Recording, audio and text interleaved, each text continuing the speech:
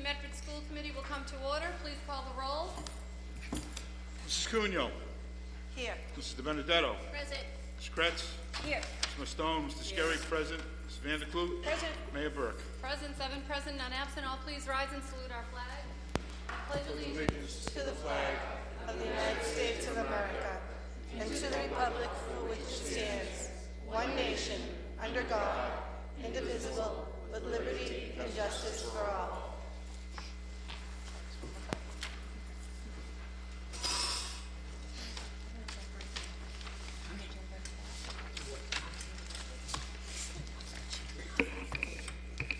At this time, I'd like to recognize Judy Lonigan, who I believe is in the audience. Judy, if she could come up. As we all know, Judy is instrumental in putting together the Jingle Bell Festival that we have right here in City Hall Chambers during the winter season, and also the Jingle Bell Fun Run, which raises money for many charities in our community, including the Buddy Cohalan Center. So I'd ask Judy to come up and say a few words and present some trophies. Okay, thank you. First of all, I want to say a thank you to all the schools who participated in making this the success that it has been. This is our 3rd year. This year we will be giving a total of almost $23,000 to the schools.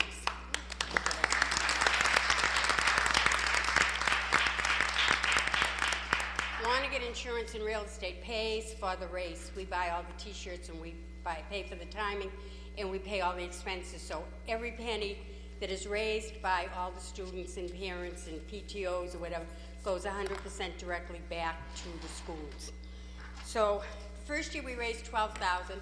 Last year we raised $15,000, and this year we raised $23,000. So hopefully we'll double it again.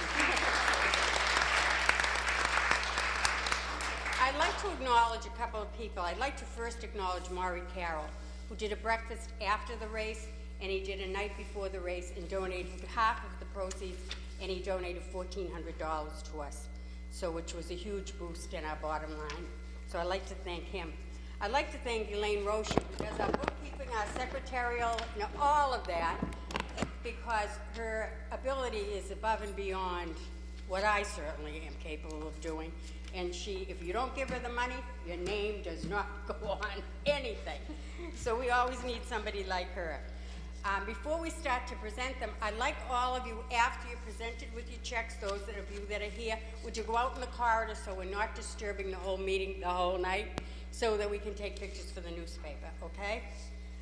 All right, I would like to present the top winners. First place for the monies raised goes to the Roberts School, and they raised $2,991.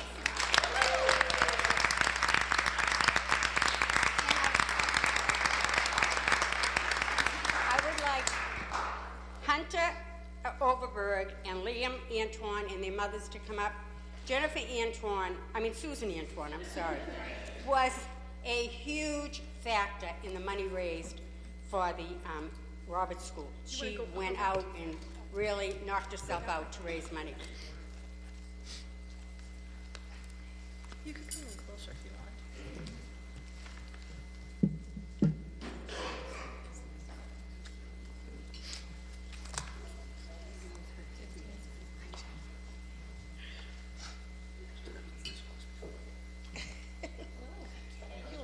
All right, come over here so I can give you, come here, you two and your mothers, and you have to take your hat off so you have a good picture.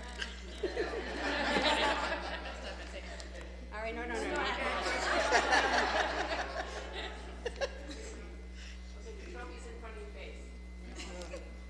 Here, why don't we hold it up here? There, okay? Cheese. Good work, guys.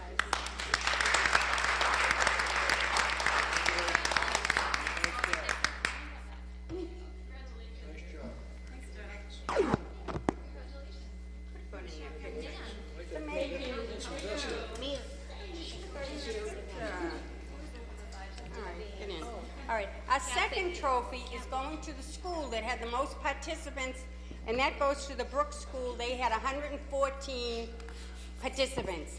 Now these trophies,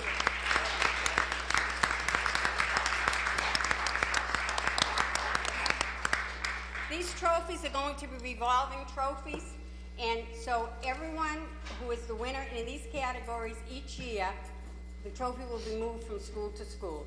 And so we hope that it will induce competition amongst yourselves so that you have a trophy that you can. Liz? Oh, I'm sorry. This is Kevin Andrews, the principal. Liz White, and, oh, she's the mayor.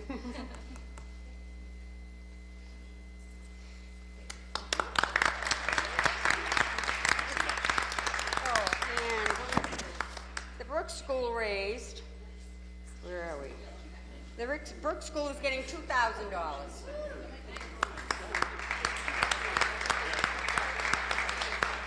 And the Roberts School is getting $3,000.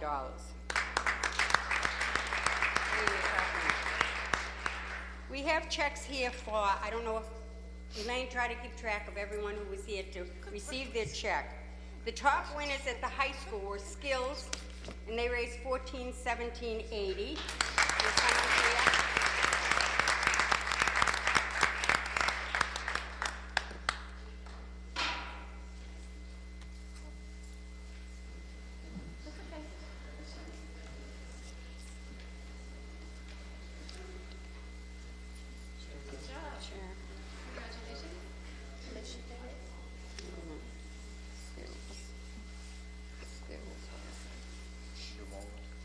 Yeah, I know, they want to check. I should have had them in charge. MBTS is the high school. Right. Oh, MB. Of course, it's the last one. All right. So I want to present you with your check. Is Mrs. Riccio here? She is. So why don't you come up too? Mrs. Riccio is the principal, and these are the advisors on the other end. How much did they raise? They raised a total of, just Skills. Skills raised $14,1780. Nice.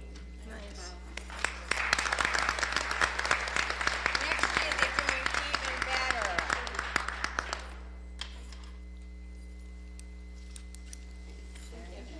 My son Jay is here. Do you want to come up, Jay? I just noticed him. He was late. All right. Crew. Anyone here from Crew? All right, guys. You raised $1,100 and 52 cents.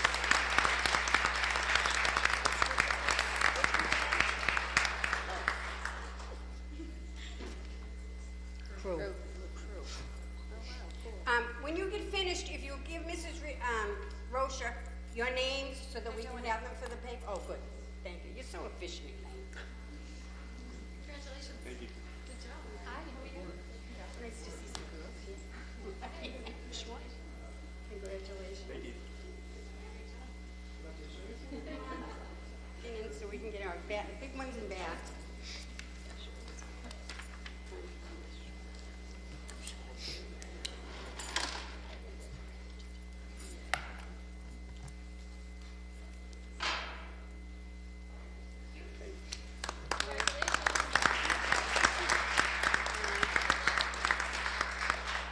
Asian.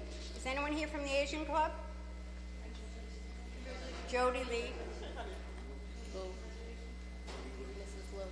Mrs. Lou, I'm sorry.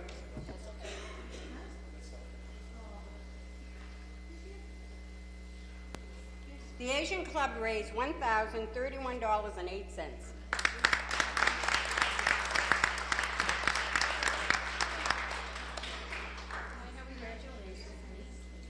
Do you want to be in the picture?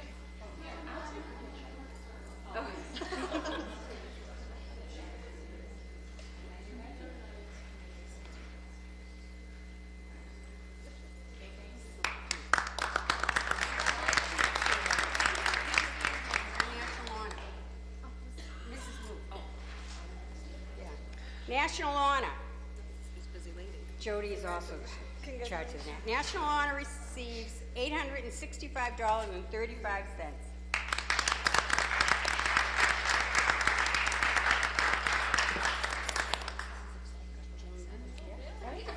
Too bad they're not made out to you. Just as good. Congratulations so much.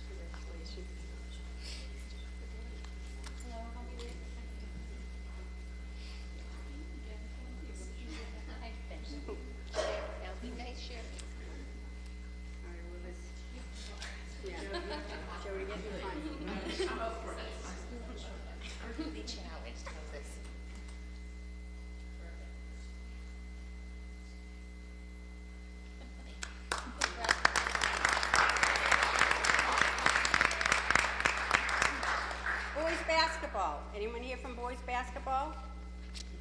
No? They raised $839.51. Foreign Language Club. Is anyone here from Foreign Language? Yes.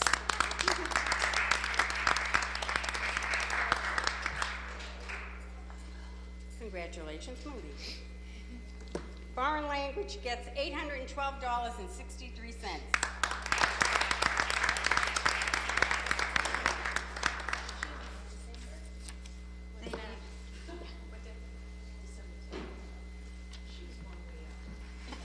You're not going to we could fight over that. Congratulations. Thank you. Congratulations. Here's your check. Oh, nice. Unfortunately, the club couldn't be here this evening, so. So we can just take your picture.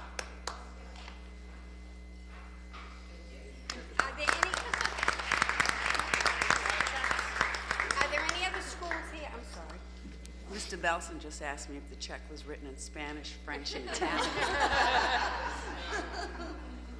Elaine only writes in English.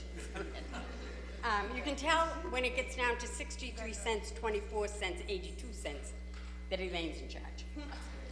Is there anyone here who we haven't recognized? Okay. What club are you? Okay, come on up.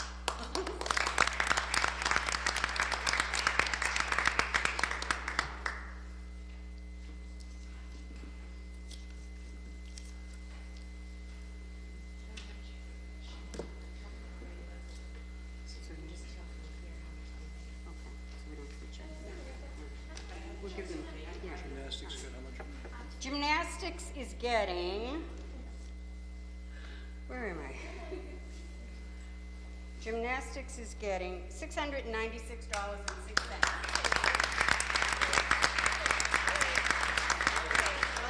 Why don't you out your check? I know that, so you can hold this. Okay. I'll pretend for now and then she'll write out your check.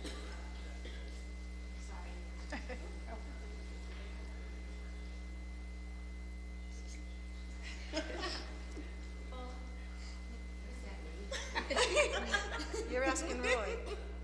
Here, you want to use mine? I mean, you probably got something in front of it. No, it's okay. It's good. It's okay. Just don't put your finger in front of the. Back up. Here, you want to use mine?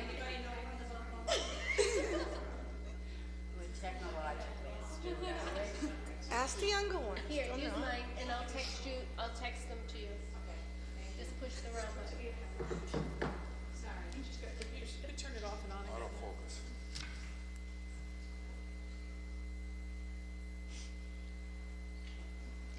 Elaine, just turn off your phone. Turn off your phone and put it back on. Elaine, turn it off and then put it back on. Is anyone here who has not been recognized to get their checks? Two schools? Okay. All right, come forward. What school are you? Oh, okay.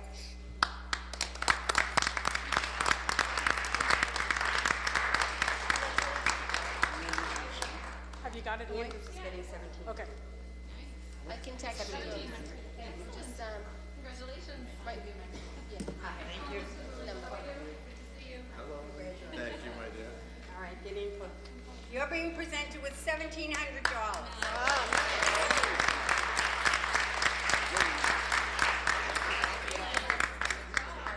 Here's another school?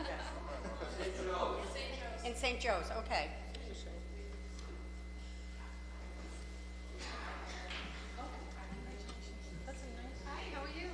St. Joseph's getting St. Joseph's is getting $27.50.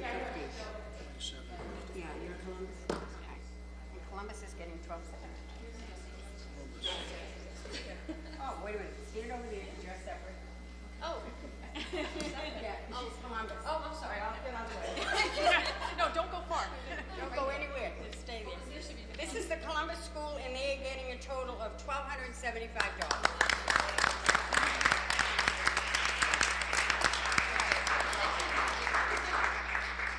And last but not least is, someone else just came in?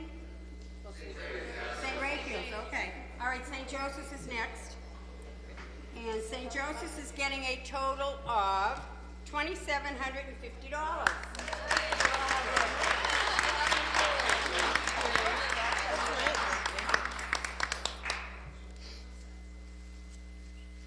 Thank you. St. Ray's?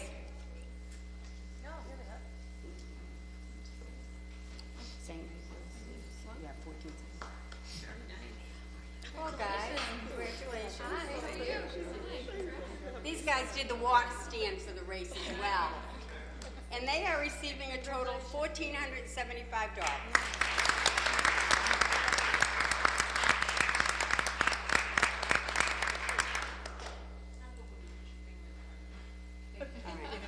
Now, has everybody been recognized that's here?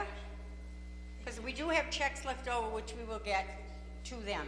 I'm asking if all of you who were presented checks or are representing, would you just go out in the hallway so we can take a picture, a group picture for everybody? Madam Mayor?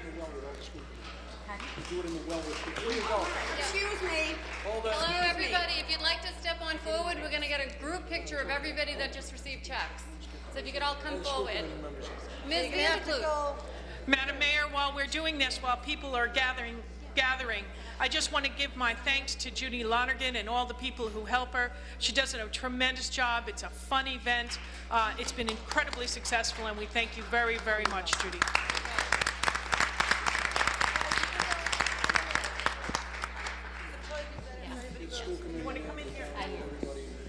While they're setting up, I'd like to acknowledge my son Jay and my daughter-in-law Liz, who did tremendous work, Rosemary Adagna, all the people who worked on the committee. Without them, this would never have been the success it was. And we hope that, what are you two doing in the back? So many people, it's not a one-man show for this or for the festival.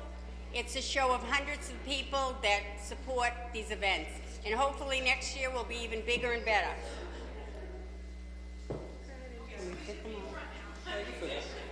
You're gonna have to scoot. Some of you have to scoot. Some will have to kneel down.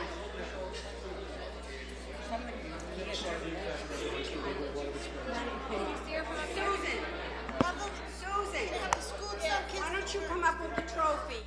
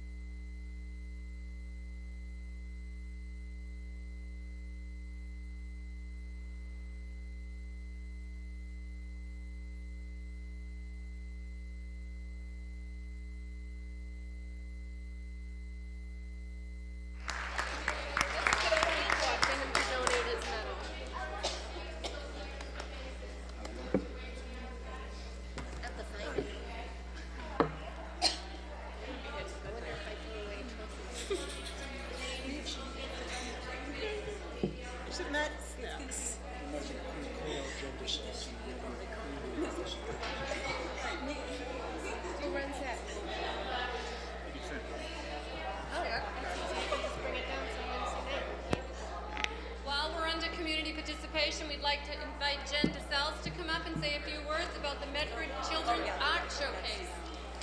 Jenny?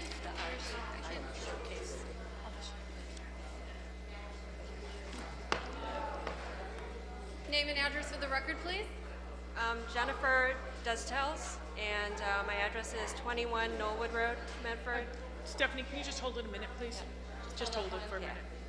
Thank you.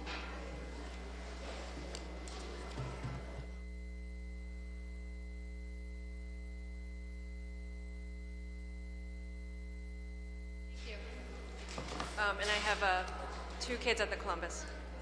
2 kids at the Columbus? Yeah. Congratulations. Thanks. Yeah, we got some money. So I wrote everything down, so I'm just going to read it.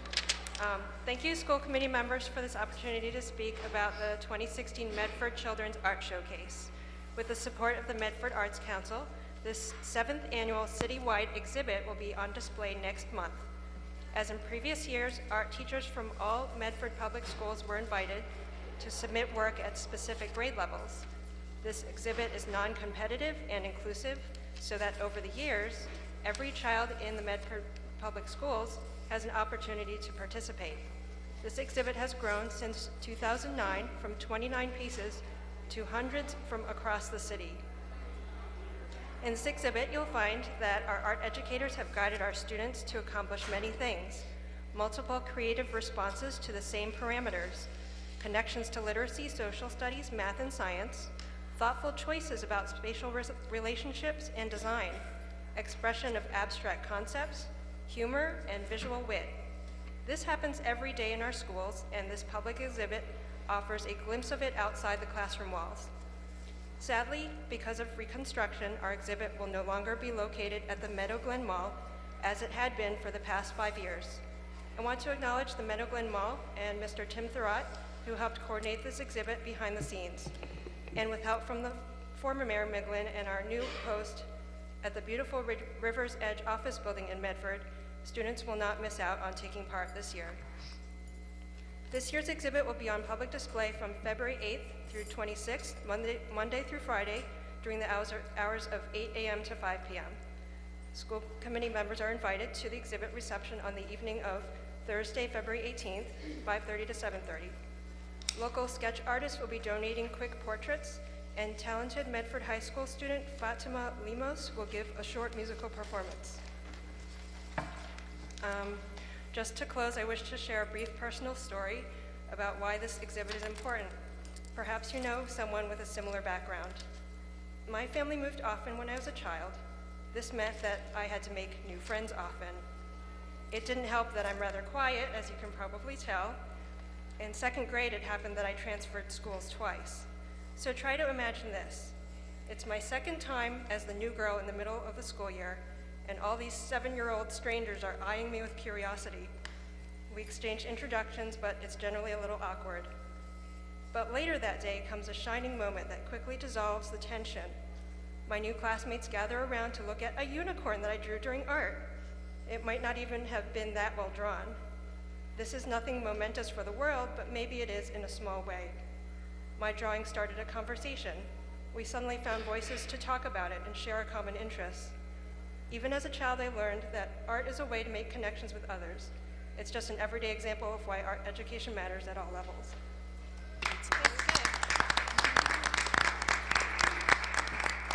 Thank you very much, Jen. Mayor Sorry for the invitation. Could we send a letter thanking the managers or the owners of the Medical and Mall for their past 5 years, allowing us to have our children's exhibits there? And I also want to thank, but it was at Meadow Glen Mall.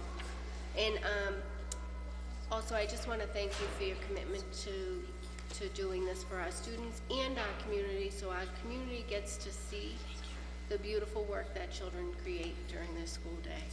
It's another way that we get to show the community what's happening in our schools and the beautiful things that we, create through our day. Thank you very much for your time and your energy. Thank you. Thank you very much, Jen. We'll revert to the regular order of business. Approval of the minutes of January 11th, 2016. Is there a motion to approve? Motion for approval on the floor. All those in favor? Aye. All those opposed? Minutes are approved. Approval of bills, transfer of funds. Move approval. Mayor Burke, Motion for approval. There's one question. Mr. Benedetto? I had a question on page 13, National Grid. It says rink expense for the amount of $1,971. Is that for our use of the rink for our sport, both our hockey teams, or is that something else? Page 13. If you notice, it's a 114 account. That's not a school budget. Oh, okay. The first numbers in the account, that's actually a revolving account. Oh, all right. I just hadn't seen that before in our budget. Okay, thank you. You're welcome. There's a motion on the floor for approval by Ms. Vanderkloot, seconded by Mr. Scarry. All those in favor? Aye. All those opposed? Bills, transfers are approved. Approval of payrolls. Move approval. Motion for approval by Mr. Scarry. All those in favor? Aye. All those opposed? Payrolls are approved. Report of the secretary. There is none. There is none. Report of committees. There is none. None. Whoops.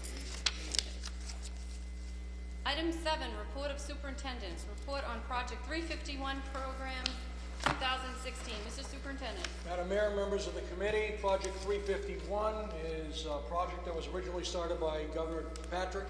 It's been continued by Governor Baker. It's an outstanding project. It takes place, it begins on Martin Luther King Day.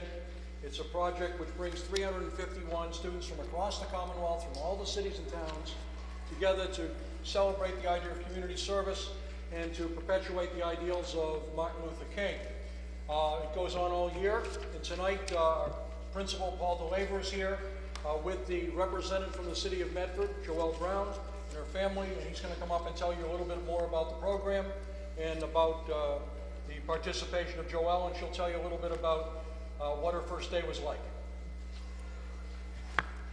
Good evening, committee members, Madam Mayor, Superintendent Belson. As you know, we participated in this program since my tenure of principal. It's always been an honor to go through the selection process for picking that 8th grade student that will represent the Andrews Middle School. It goes by nomination and then selection by teacher, and Joelle Brown gets it hands down here for the Andrews. She's a great student and a wonderful person, great face to have at the Andrews, and a great person to have us representing a face down at 351. And I don't want to take the spotlight here because it really is about Joelle and her lovely family that is always there and supportive of the Andrews. So Joelle, you explain exactly what happened when you went down last Monday. Okay, so last Monday I joined another whole group of students at the Town Hall and Faneuil Hall in Boston, and we did a bunch of projects at IBA. So it's a Hispanic church in Boston. We painted murals, made scarves from the homeless, and we ended our day at JFK Library, where Charlie Rose came and spoke to us about community service and recapped our whole day, and it was really fun there. I was proud to be a representative of Medford. Congratulations, Joelle. And as I must add, this project is still ongoing. She actually missed a conference call tonight to be here with you guys, but we called ahead and made sure that it was okay for her to be here as well. So she's going to be taking up that venture, but this project does continue out through the whole year. So the kickoff is really on Martin Luther King Day, but the project still goes on all the way through the year. Beautiful. Congratulations. Ms. Cunha. I just want to say, I've had the privilege of actually being involved with 351 and seeing the students that I've seen every year. I was not at the town hall this year, but I know of what goes on, and it's just amazing. It's amazing to see the amount of students that are there. It's amazing to see how it's a joy. Everyone just wants to help each other, and the experiences that our kids get is incredible. And I can't express how happy I am that we have Medford at the table and we have our representatives of our city go down and be part of this wonderful project. So I thank you, and I keep on thanking all the students that are always involved. So thank you very much for this. Why don't you introduce the parents? Oh, yeah. Joelle's parents, would you mind coming up? Ian's sister. Oh, don't forget her little sister. She's a little fixture at the Andrews too. I have a funny feeling she'll be a representative someday too. So. Hi, I'm Jackie Brown. Thank you so much, Mr. DeLaver, for having selected her. It's such an honor. We're just blown away that this little preemie that we thought would never live is just outstanding and just standing before us. Thank you. Oh, that's nice. And Mike, thanks for all you do for Medford and for the schools. Mr. DeLaver and the staff at Andrews Middle School. It's been tremendous. Thanks. Wonderful. Does she want to say? I'm sure she wants to say. Stole the show. So, Madam Mayor and members of the committee, I also attached to this a press release on the Martin Luther King Day activity at the community center, in which several of our students participated. This is informational for you. We'll schedule another time for them to come down and be recognized for their work as well. But this evening, it was not appropriate for them to come down at this time. Not possible. Madam Mayor. Ms. Vanderclough. While I was not able to go this year, I did attend last year, and altogether this year there were 20 Medford students, and I know last year when the kids spoke, it just blew everybody away, and I happen to know one of these students, and you know, he's such a fabulous kid, and these are the sorts of things which, again, makes Medford awfully proud when our students go out and speak like this. Well, I was honored to be in attendance that day at St. Raphael's Parish Hall, which was a beautiful facility, and the young students did an amazing job. They spoke so eloquently. I was so very proud of what they had to say about community and giving back and recognizing that they may have been through some difficult times, but in order to move forward, you have to address the issues that are before you, and they did a fabulous job. So, congratulations, Joelle. Make us proud. Report on Focus K2 grant program. So, Mayor and members of the committee, I'm going to call on our Assistant Superintendent Diane Caldwell to tell you about this program, which we're doing with the state. Good evening. So I am very proud to announce that Shore Collaborative, along with Medford, Cambridge, and Malden Public Schools, has been awarded a Focus K2 grant for $112,000 for school year 2015-16. This grant supports the statewide goal of improving literacy from kindergarten through second grade and will enhance the role of educational collaboratives as a partner with the ESC and school districts in early literacy. The grant is part of a 4-year plan to improve literacy in the state. The grant allows Medford Public Schools to participate in professional development training on effective early learning literacy practices. These practices are designed to improve curriculum and instruction and assessment approaches exemplified by Focus K2, a research-based curriculum developed by Boston Public Schools Early Childhood Department and its higher education partners. Boston Public Schools is currently piloting a similarly structured curriculum for the first grade, and the second grade curriculum is under development. Educators will learn about effective practices in early literacy through the integrated, developmentally appropriate approach to curriculum, instruction, and assessments. The practices and content are aligned with the Mass Curriculum Frameworks in English Language Arts, Social Studies and Science, as well as the National Association for the Education of Young Children, otherwise known as NIAC, standards and the WIDA standards. So this grant will pay for the following: training provided by Boston Public Schools, district school participants' attendance at 2 statewide conferences, as well as 2 regional conferences, reimbursement back to districts for substitutes for the days of the training that the staff goes to, staff mileage expenditures, classroom supplies, $500 for kindergarten teachers who participate in the grant, and there's a literacy specialist who will work with our teachers to begin preparing and laying the foundation for implementing, excuse me, the Focus K2 project. Medford Public Schools is committed to a 1-year grant, so it's just from January to June, and we just found out last week that we were awarded this grant. And it's an exploration approach. Training will provide an introduction and overview of the principles, as well as instruction, assessment, and practices embedded in the curriculum for kindergarten through second grade. We'll have a team of teachers, K through 2, that will be attending 2 conferences and the regional meetings. Each teacher will select at least 1 practice or principle from the state conference to work in their schools, and then attend the regional networking meetings. We will meet towards the end of this school year to decide if this approach to learning warrants a continuation of 3 more years for this grant. I have brought with me this evening, well actually they came by themselves, but Maria Skithington and Amanda Gass have piloted this grant since September.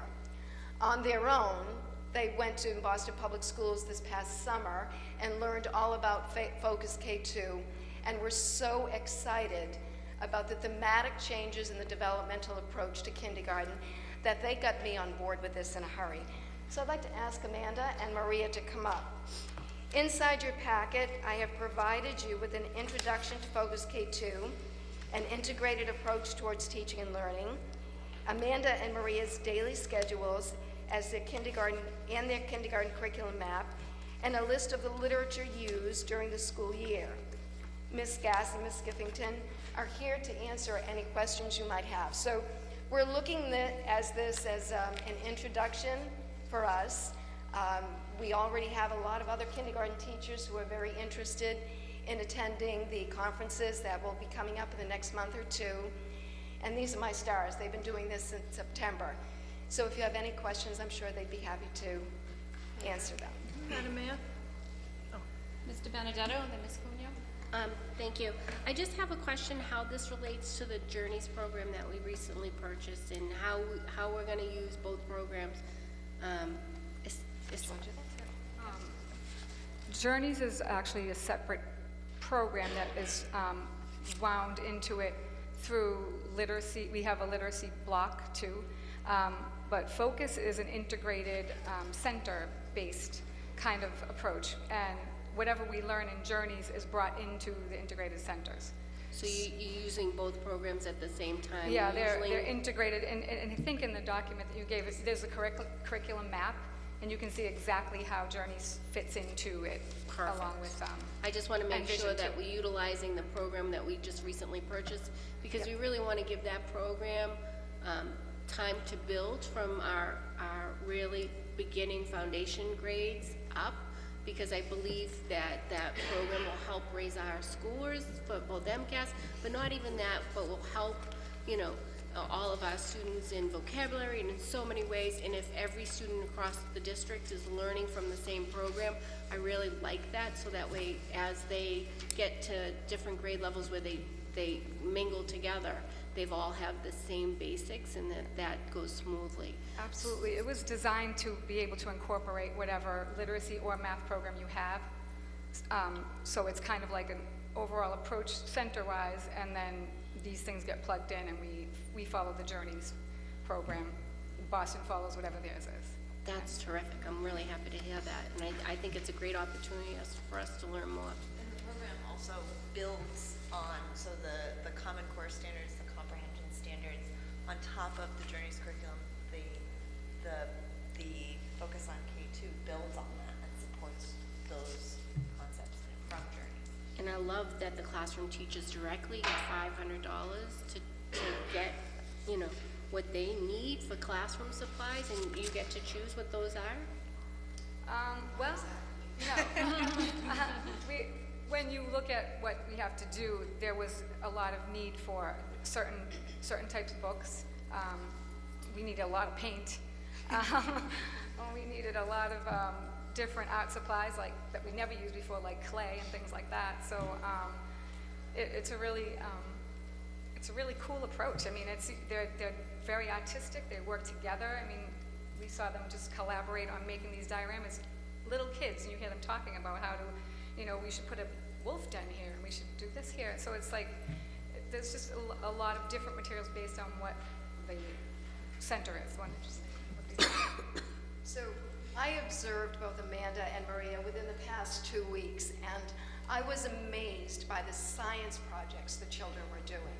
So, and Paulette, I know that you're coming to visit the Roberts Elementary tomorrow. We welcome you there.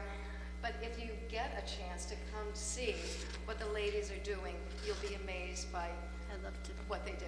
I'd love to come by. I would love to come by. I'll schedule that soon. Sure. Yeah, anytime. Yeah. Thank you. First of all, I want to say thank you and congratulations. This is great. The $112,000 grant, is that it's It says Shore Collaborative, Medford, Cambridge, Malden. Is that all of us with the same amount of money divided up, or? So I wrote the grant with Shore Collaborative, and my piece, our piece of it, is $52,000. Okay, because that made me feel better. Now, $52,000 divided by the 3 years, or just for this year? It's just for this year, and then we'll meet towards the end of the year. And actually, we're going to invite first grade teachers to some of the networking meeting and conferences, because if we decide that kindergarten is great and we may want to follow it up to first grade, I would like the first grade teachers involved in this. So at the end of the school year, we'll decide whether we want to go for another 3 years. Okay, so this particular grant then is just for this year, and then you would have to reassess I have to yourself, rewrite a grant rewrite in it June. into that. Okay, and if you have to rewrite it, would it be for that particular year, or would it be like you think in a 3-year span? So the really nice part of this grant is we can write it for 3 years, but after a year, if we decide this is just what we want to do, kindergarten 1, we can stop after 1 year. Okay. If it's not exactly what we want for second grade. Okay, and the $500 for the kindergarten teachers, is that included within the money that they're giving us, or is that above the money they're giving? That's included in the money. Oh, okay. All right, but we have to spend $500 in those supplies like they're saying. Yes, there's a lot of literature that both ladies purchased. Actually, you sent me the list of what you needed during the summer, and we were able to get that for the ladies, and it comes to about $500. Yeah, that was great. All right, thank you. Ms. Kretz? Yes, I wanted to say I enjoyed reading it, and I especially liked the year-long implementation of the community animal habitats, construction, and artwork. It was amazing. It sounds very exciting, and I'd be interested in observing one of the classes, so I'll definitely get in touch with you. Yeah, I really like reading about it. Those thematic units that we do, we're just wrapping up our second one on animals and habitats, and it's culminating with a showcase that we're going to have other kindergartens walk through, but parents, it's parent night. But they really own it, you know, and they really care about it. It's not just information that's being thrown at them. So we're very excited, but it makes a lot of sense for this age group.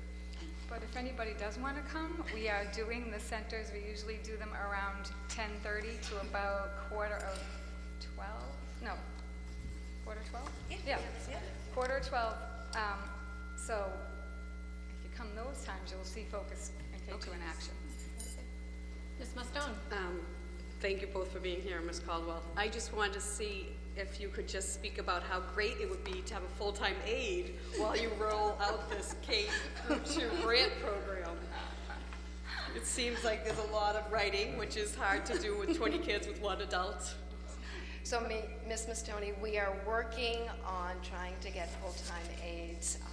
This is something that I know will come up in meetings as we go along.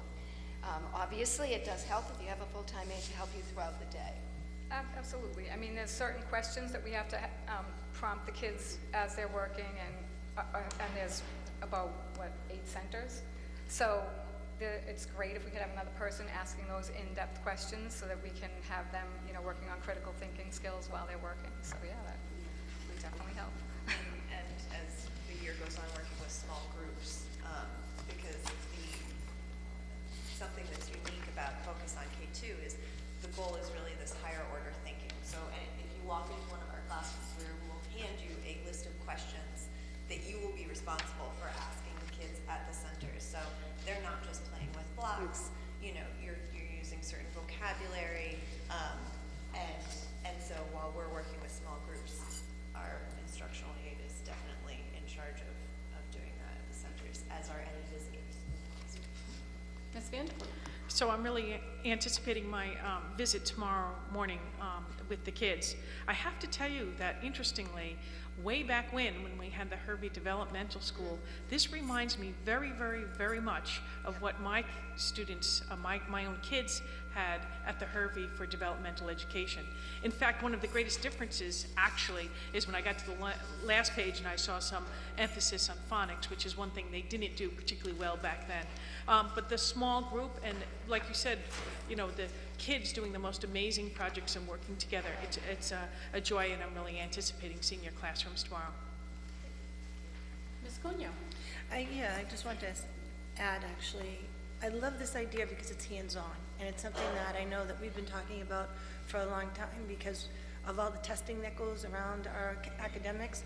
This is just a great opportunity, especially for young children, that it's difficult. It's difficult when they have, like, you know, IEPs, or they're coming from a different culture, or they're coming, you know, they don't know the language. This is hands-on, and it not only brings what they're learning to it, but it brings the community and the social part of it, which is just amazing. Now, is this going to be something that all the schools are going to be involved with? So I've asked for 2 representatives of kindergartens from each of the schools, so it's equitable, to participate in the conferences and the networking meetings, and 1 first grade teacher. And because we just found out we got the grant last week, the email went out today, so I've got 4 replies so far.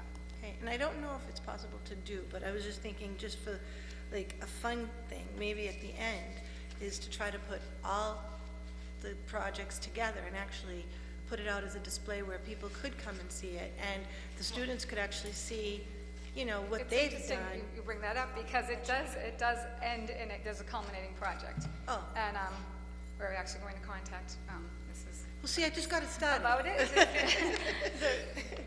Yeah, so there is a project called, what we're thinking is called My Medford. Boston has My Boston, and there's a kind of a request put forth by the mayor, and the kids rise to the occasion and come up with the way of whatever the mayor decides what we should do. In Boston, they're doing how can we make Boston more child-friendly and more,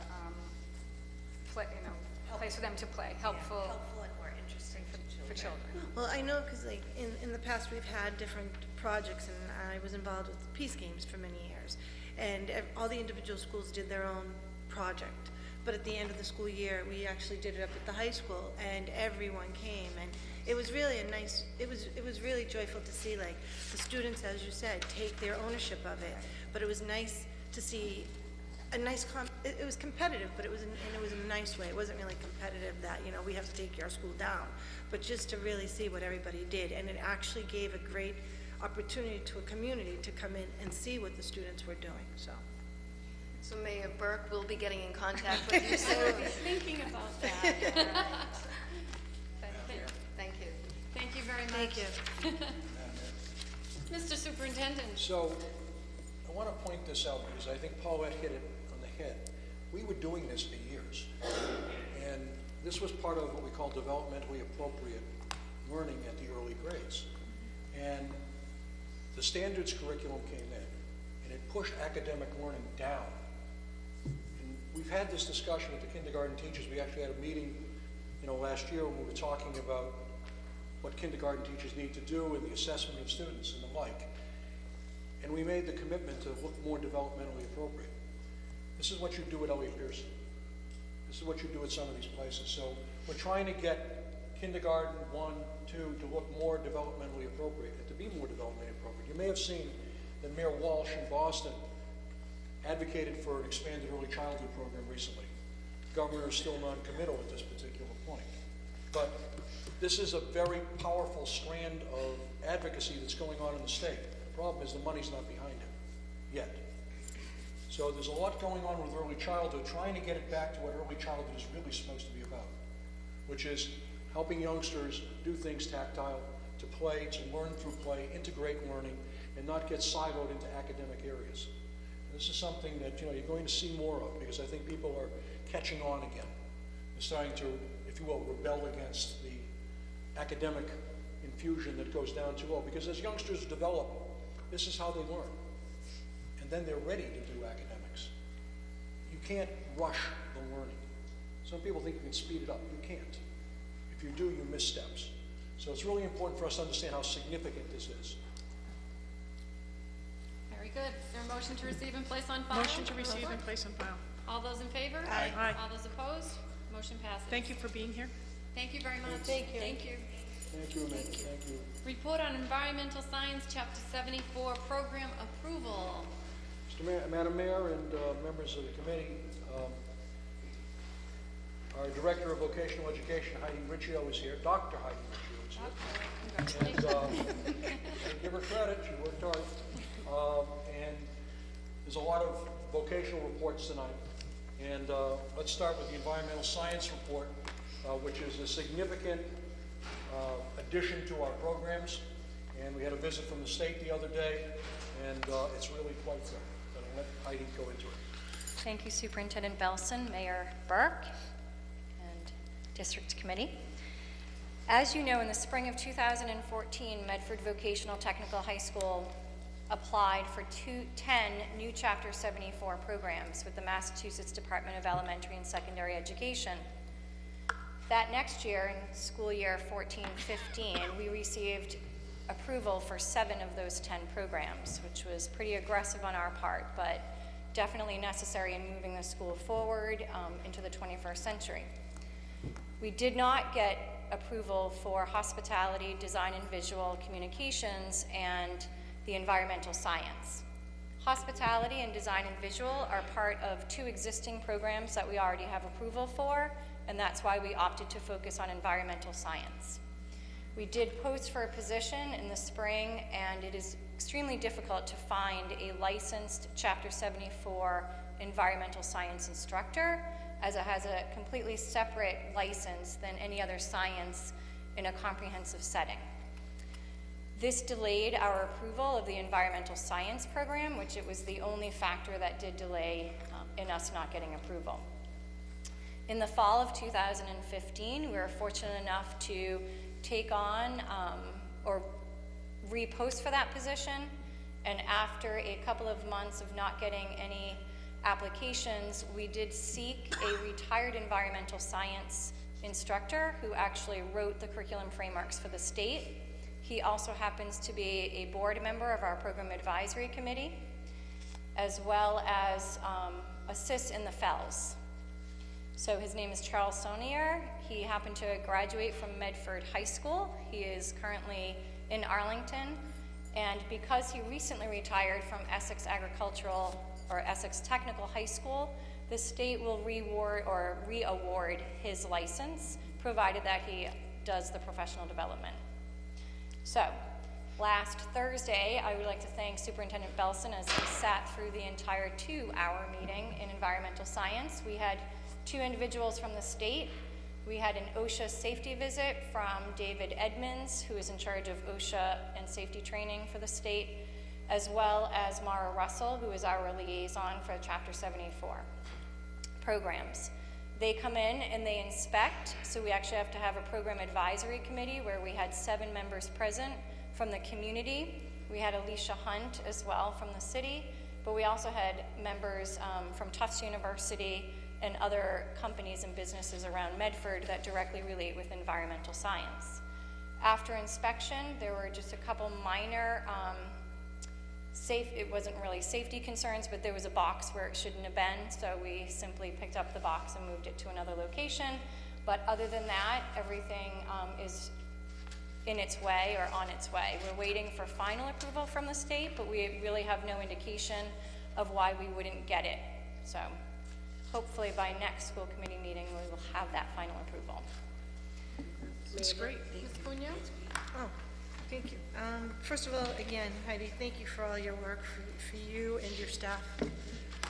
You have done a tremendous job in such a short amount of time. Just out of curiosity, why didn't we get hospitality, design, and visual? Because they're part of existing programs of culinary arts and graphic communications, we had to divide and conquer. We don't have excessive funds and teaching staff, and so there is a special license that holds for hospitality and design and visual. So because it's naturally embedded into those existing programs, we opted for the programs that we do not have that are not part of another program. Which would make sense, but I was just curious, so is it basically the reasoning is because we don't have the teacher in place for this? For the hospitality and design? Correct. So the future would be funds. that, yes. So our intent is in the next 2 to 3 years would be to hire a design and visual instructor that is licensed in design and visual, but then also to hire a hospitality instructor that is licensed in hospitality. Okay. And out of everything that we already offer and what you're trying to place now, do you see any other type of major that maybe we should be really looking into that we haven't touched upon yet? There are a lot. You like that question, huh? So information technology is something that we really should be considering in the next couple of years, and the reason is that networking will become extremely critical, or it already is critical. There's a workforce demand and shortage. Plumbing, there's a workforce demand and shortage. The average age of a plumber is 56 years old in the state of Massachusetts, and all plumbers have to go through some sort of a trade schooling, so that would be another program. Okay, and I mean, you've seen the numbers and what students are asking for. Would you say that what you just said to, you know, the two things that you just mentioned, the informational technology and the plumbing, I mean, I know that plumbing has been something that's been really on the top of our list for a very long time. So what stops us from having the plumbing part of this? Well, we do have HVAC, and I would like to point out that most HVAC technicians are also licensed plumbers, and the reason is that HVAC includes a combination of sheet metal or metal fabrication, plumbing, and electrical, so they actually need to learn 3 different segments of that larger industry. So I think you have to look at what programs that we don't have that are part of other programs, because you're looking at transferable skill sets. So within that construction industry, there are transferable skill sets in all of those industries. Thank you. Ms. Van de Vloot. I just want to mention that by chance about, I think 2 years ago, I met Mr. Solnier, and at that time I was just hoping that at some point we could tempt him to become the teacher, because his passion, his knowledge, his expertise in this field, and his knowledge of the fellows is just extraordinary, and I'm sure that this program is getting off on the very best foot with him in that position. I'm glad you were able to get him. Thank you. Us too. Mr. Benedetto? I just had a question. Mr. Sawyer agreed to take this position on a part-time basis? Correct. That with the other teaching time that other teachers can provide would be enough to open this program? No, the intention, so because it's a new program, we have just grade 10 students, grade 9 and 10 students in there. And whenever you start a program that is STEM related, particularly in biotechnology and environmental science, it takes a good 5 years before kids understand what that program is. So through the exploratory process, can we educate the students and the parents on what is environmental science? And because it is a very broad field. So you really kind of have to hone in on it, as well as biotechnology. So currently, the part-time schedule is okay because the numbers kind of dictate what staffing levels you need. However, in the future, we would need to seek full-time employment as an environmental science teacher. And how are we going about recruiting for that position? Because if we're going to need it in the near future, are we contacting any colleges with people with that major? So the problem with contacting colleges is that Chapter 74 license demands not only college education, but field experience. So you can't actually get licensed as a vocational teacher fresh out of college. And that's critical because we're teaching students how to actually work and be eligible for college at the same time. So it's not as simple as going to a college or university system. However, with Charles Cernier, he's very well connected in that industry. So we believe that we'll be able to seek appropriate applicants and guide them towards a licensure, because sometimes experts in the field get taken aback by all of the licensure requirements at the Department of Education. So we will be there to kind of hold their hand through the process. My other question is interest from students. Do you see that this shop will be built in interest through the next few years? I know it has to build, like it goes through just the freshmen and sophomores taken as exploratory, and then it's more like the third year that students actually are going to be enrolling in this shop. Am I correct? No, they actually enroll as freshmen. Halfway through, after their exploratory process, they choose their program. And right now, biotechnology and environmental science are considered a one major until their junior year, and then they will major out between the two. Okay. Because they will learn the lab skills that they need that intersect between the two standards. Okay. Mr. Superintendent. Madam Mayor, members of the committee, just to give you some reflection on the meeting that was held with the state. One, it was a very full meeting. There were people there, Friends of the Fells were there, other people were there who were expert in the field of environmental science. But what's really significant to us is that everyone was remarking that the high school, vocational school, is actually on the grounds of a very, very significant environmental science field. The Fells is right behind the school. You couldn't find a better laboratory than the outside of Medford High School with all the activities that are out there in the field. And they were all remarking just how wonderful it is to have that, geographic location in our midst. That's one thing. The second thing is talking about students. A number of our students have gone to Minuteman for environmental science. That will no longer be the case. And that allows us to reinvest in ourselves, and it allows us to put the biotech and the environmental together and to grow that program very, very significantly. So those are two very, very significant things as a result of this movement. And we also have quite a few youngsters in the high school that have been very, very active in environmental science as well, and they'll be able to cross over. And a lot of the discussions that have taken place between the headmaster and the director have been on the issues of sharing resources. So we're going to see youngsters who are maybe not formally involved in environmental science as a Chapter 74 program also be interested in taking advantage of that program too. And the headmaster actually has a joint program with Tufts University underway right now. So environmental science is going to be a very, very exciting area. The other day there was a young man, Daniel Powers, and his family there, incredibly impressive. His interest and how he got involved. We'll just have to bring some of these people down and have a committee of the whole so you can actually hear the enthusiasm from the young people.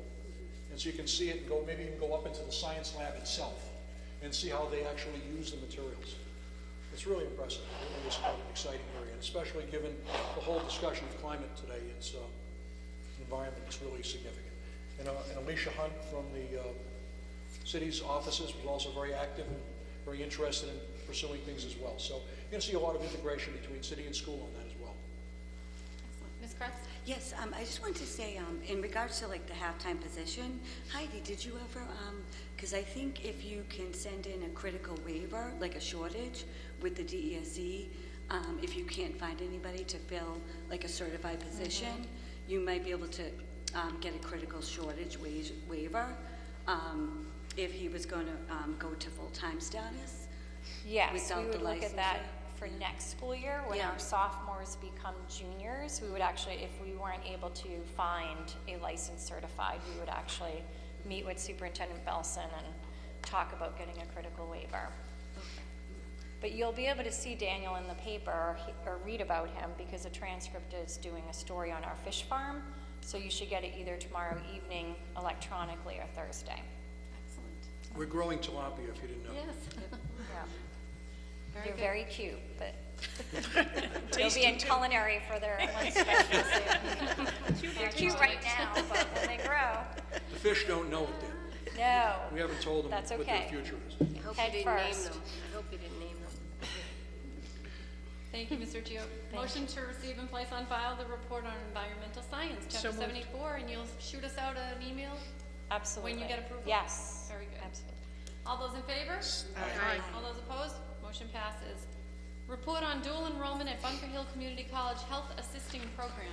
So here's another vocational program, and Dr. Riccio will take you through it. It's another exciting program.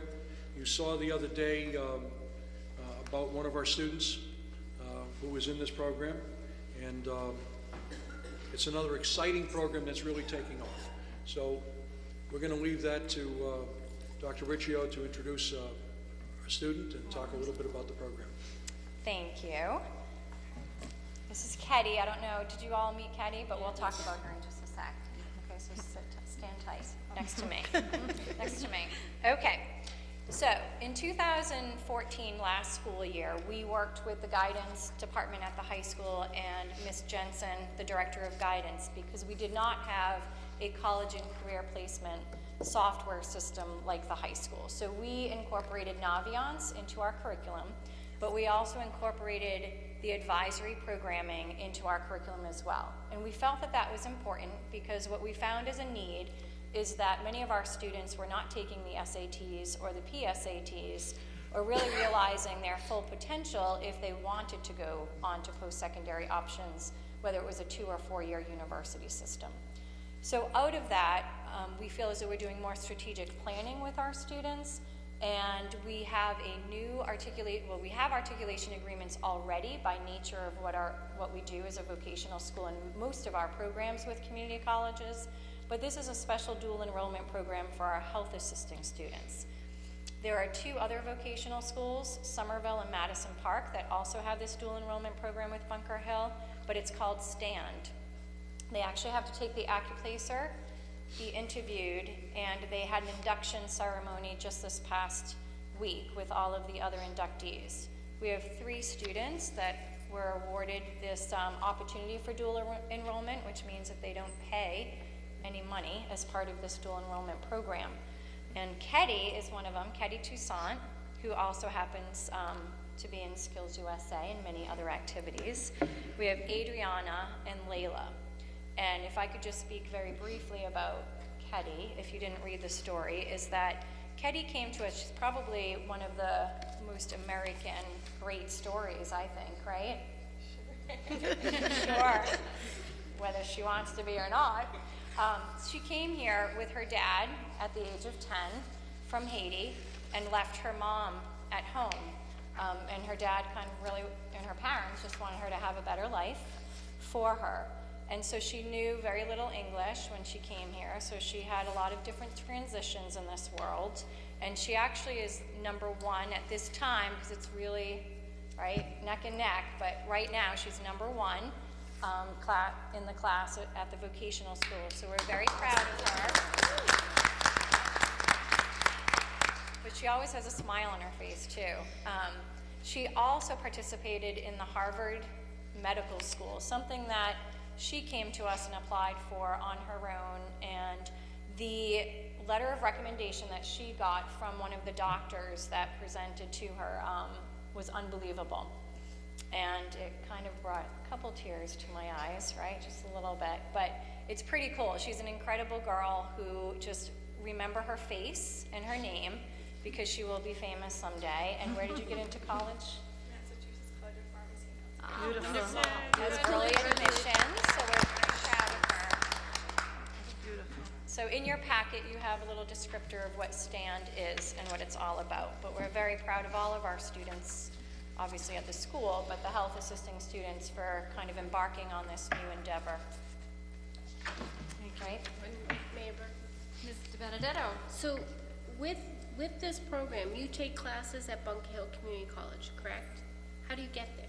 My friend's Adriana's mom thinks I'm driving this day. Okay, and is it during the school day?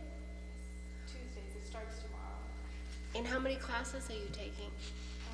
Not sure, but I know it ends in May, so 4 months. And what do you receive when you finish that program? You're guaranteed a spot in their nursing program. So is that an LPN program or an RN? So they have different content areas that they can choose, so depending on where their area of focus is. Okay. And I know that Bunker Hill is a 2-year program that has an affiliation with UMass Boston. So if you wanted to go for a 4-year degree in nursing, that all your credits are then transferred from Bunker Hill onward. So this is a really a great opportunity for a lot of our students, not just in nursing, but in the imaging field as well, because, you know, with all of the baby boomers coming to age, you're going to be taking care of them. There's going to be plenty of people to do that for. And this is a really great opportunity. I'm so thrilled that Medford was represented so well, and that your director has really initiated so many programs for the students at our vocational school.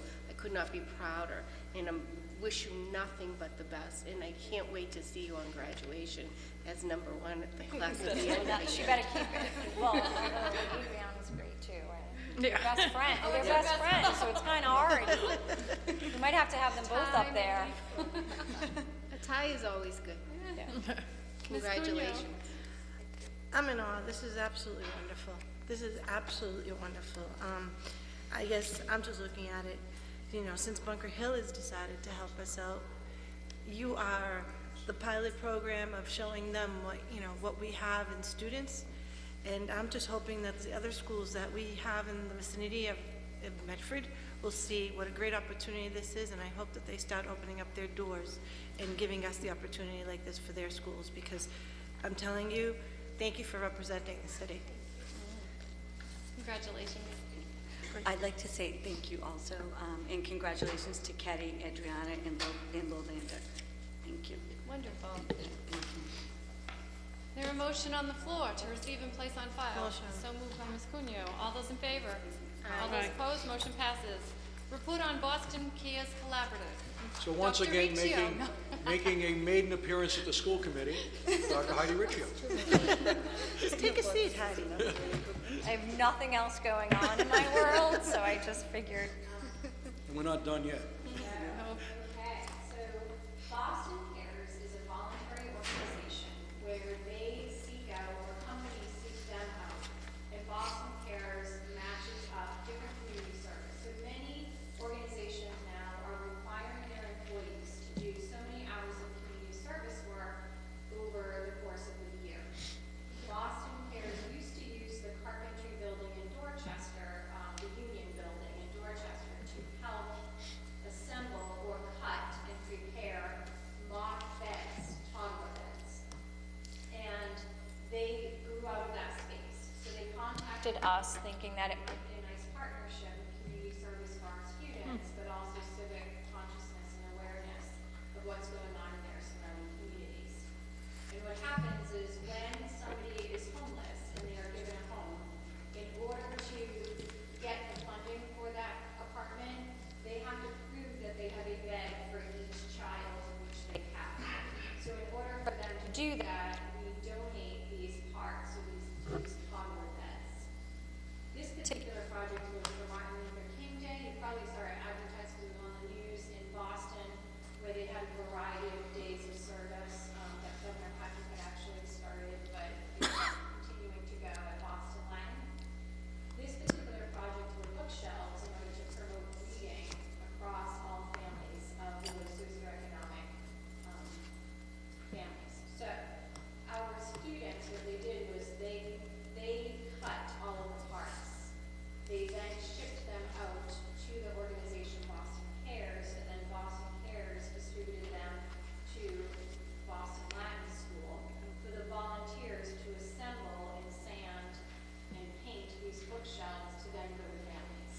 So this is a new partnership that we have. We'll be making, these were 50 bookshelves that we made.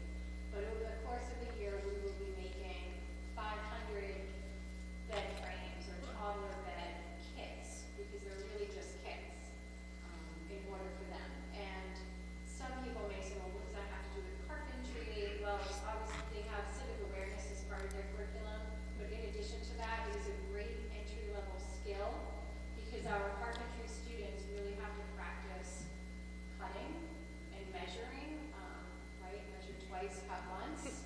So that is the goal. And so by the end of it, our grade 9 and 10 students will have mastered that particular standard within their curriculum.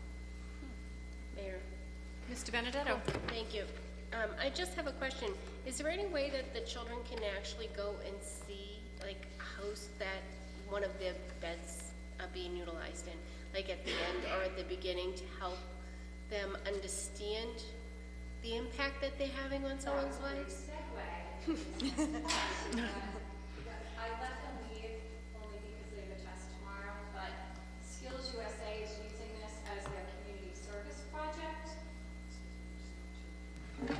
She shut herself off. I'm on. My husband does it all the time, so we will be using this as a Skills USA community service project. So they will actually be coordinating with Boston Cares carpentry students. So they'll be doing the scheduling and the figuring out. They'll be working with companies, and then they'll also do the delivery. So once they'll see it from beginning to end. So Will they yes, actually see the delivering child? to the home. Great. And That's they'll the get intention.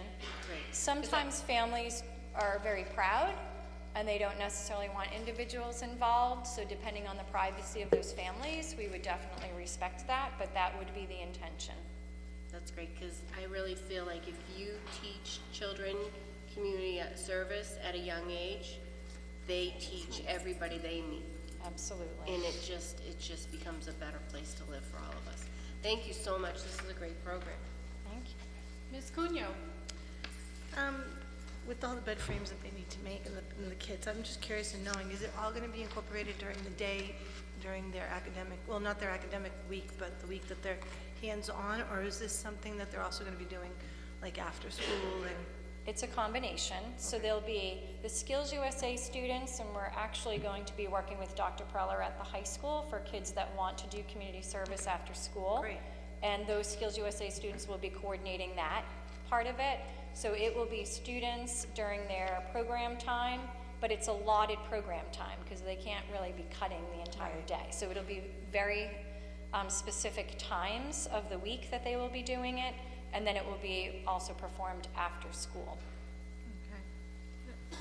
It's a great way of putting both sides together, and if there's any, you know, like sometimes, I know the National Honor Society has a lot of things going on, but not just to target particular groups, but to open it up to all students would be great. Thank you. Is there a motion on the floor to receive and place on file? So moved. So moved. All those in favor? Aye. All those opposed? The motion passes. Report on $75,000 grant for Adult Building Trades Program. Madam Mayor, members of the committee, the Unknown to day us. students are not the only people who are beneficiaries of the vocational school, and there's more coming. So, once again, making her first appearance, no, Dr. Heidi Riccio. Thank you. Okay. So we partnered, we're actually a partner in this grant, so the good news is we didn't have to write the entire thing. We just had to present the curriculum and work with a variety of different partners. You actually have all of the partners in the Memorandum of Understanding.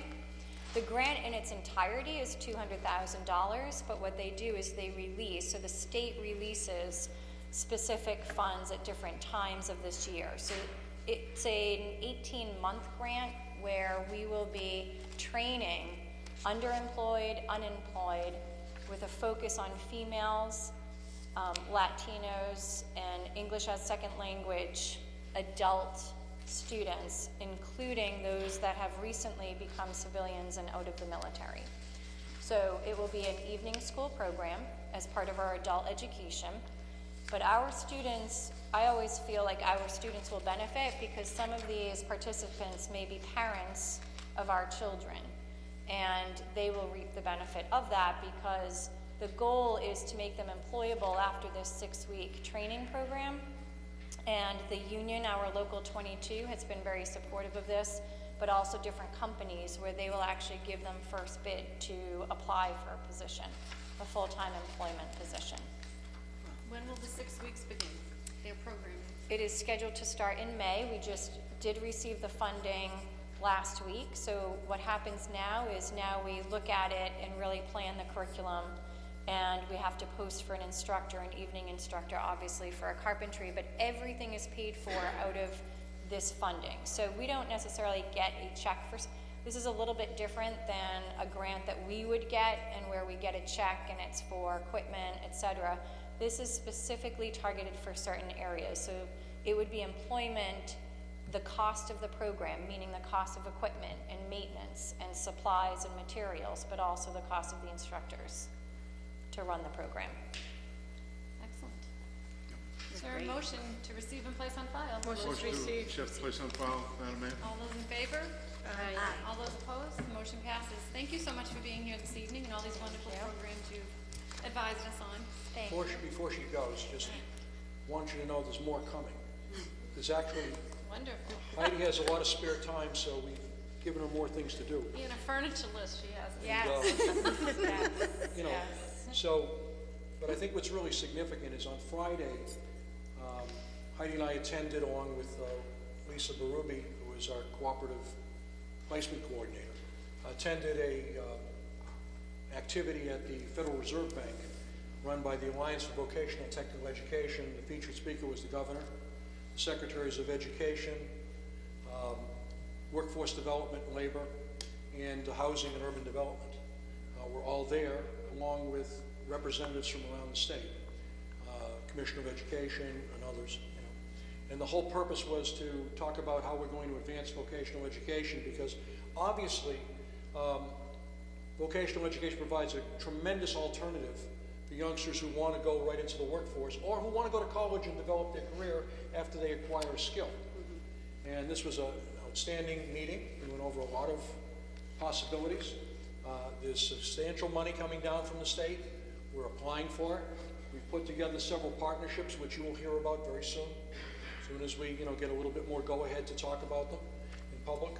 And I think you're going to see some really exciting things coming out of the vocational school going forward, and out of the overall high school going forward with regard to vocational and skills-based education. So there's a lot going on in this area. Substantial amount of activity, and Heidi's been a tremendous addition to our administrative team. And I don't know if she sleeps, but she's producing work at a tremendous amount. Okay? Thanks, Heidi. Thanks for coming in. Thank you. Thanks. And she's got a short commute back to Salisbury, so she might as well get on the road. Okay, next report on kindergarten registration process for the school year 2016-17. So we're providing you this information early at this point in time. It's not going out just yet, but we're going to start to alert people that kindergarten registration takes place. And there's several reasons for it. One, charter schools in our area are recruiting quickly on kindergarten, and they have to have their enrollments in by March 1 to get their funding. That's to start with. Also, we have situations in which some people are not sure of our kindergarten process, how to get there. So we want to get people early as we possibly can. So we're giving you this information. We're ramping up our public relations, ramping up our outreach to people, but the formal process won't start till a little bit later. But we're making sure people get information, we're letting them know there's workshops coming, that there's opportunities to attend our schools, and that we have great class size, we have great other things going for us, and possibly other things that might come down the road. And she's smiling. But I think that it's kind of important that we get out front and let people know just how good our kindergartens are and things we're doing so that they don't opt for something besides us and then we pay that tuition through the charter school or through some other activity. So just to give you information of what's going out the door, it's on our webpage. We're going to keep promoting it and letting people know that the formal period will start a little bit later. But pay attention, there's a lot going on in our kindergartens. Motion to accept. Very good. Ms. Cunha, question? Just motion to accept this on file. Oh, sorry. No, go ahead, Ms. Musto. This is great. And the only thing that I wanted to ask about is that parents of preschoolers had said it's difficult to learn the community or the culture, that information meetings are helpful, but it'd be almost nicer if they could go in during the school day to see a classroom in action where their child actually would be with the size, the teacher, the feel of the school. We need to be careful that we don't disrupt the classes, but and create a like a revolving door of people coming and going. But let's see if we can't do something that would give people some access. Okay. If they request it, or we tell them that if you're really unsure, maybe we can do it. A lot of people are not unsure; they don't need that. But there may be some people that do. You're right. So it's a good suggestion. Let's look into it. Okay. Okay. Ms. Vanderklut. Madam Mayor. At this, though, it looks like the first opportunity is April 26th. Is that first opportunity for? I'm sorry. For on the yellow flyer, building bridges to kindergarten. So yes, Ms. Vanderklut, that's the building bridges where Ms. Gross and Maria Michelli present at Medford High School. And then a week later, we usually rotate our kindergarten presentations. They'll be at the Roberts Elementary School, yes. So, again, when I heard parents talking, they were asking it for earlier because they were trying to make decisions. And so, for me, that late in April actually feels late because they wanted it. So if parents are trying to make a decision if they want to come to Medford Public Schools, they usually contact me or they can contact a principal and take a tour of the buildings, which is what Ms. Mastoni was alluding to. We don't like people to do the revolving door walking in and out, but certainly principals can arrange to have parents observe a classroom earlier. I'm just asking, we can't do that session any earlier, or we can't do another one earlier. I'm not sure about that, but I can check for you. Okay. We can talk about it. Mr. Benedetto. Thank you very much.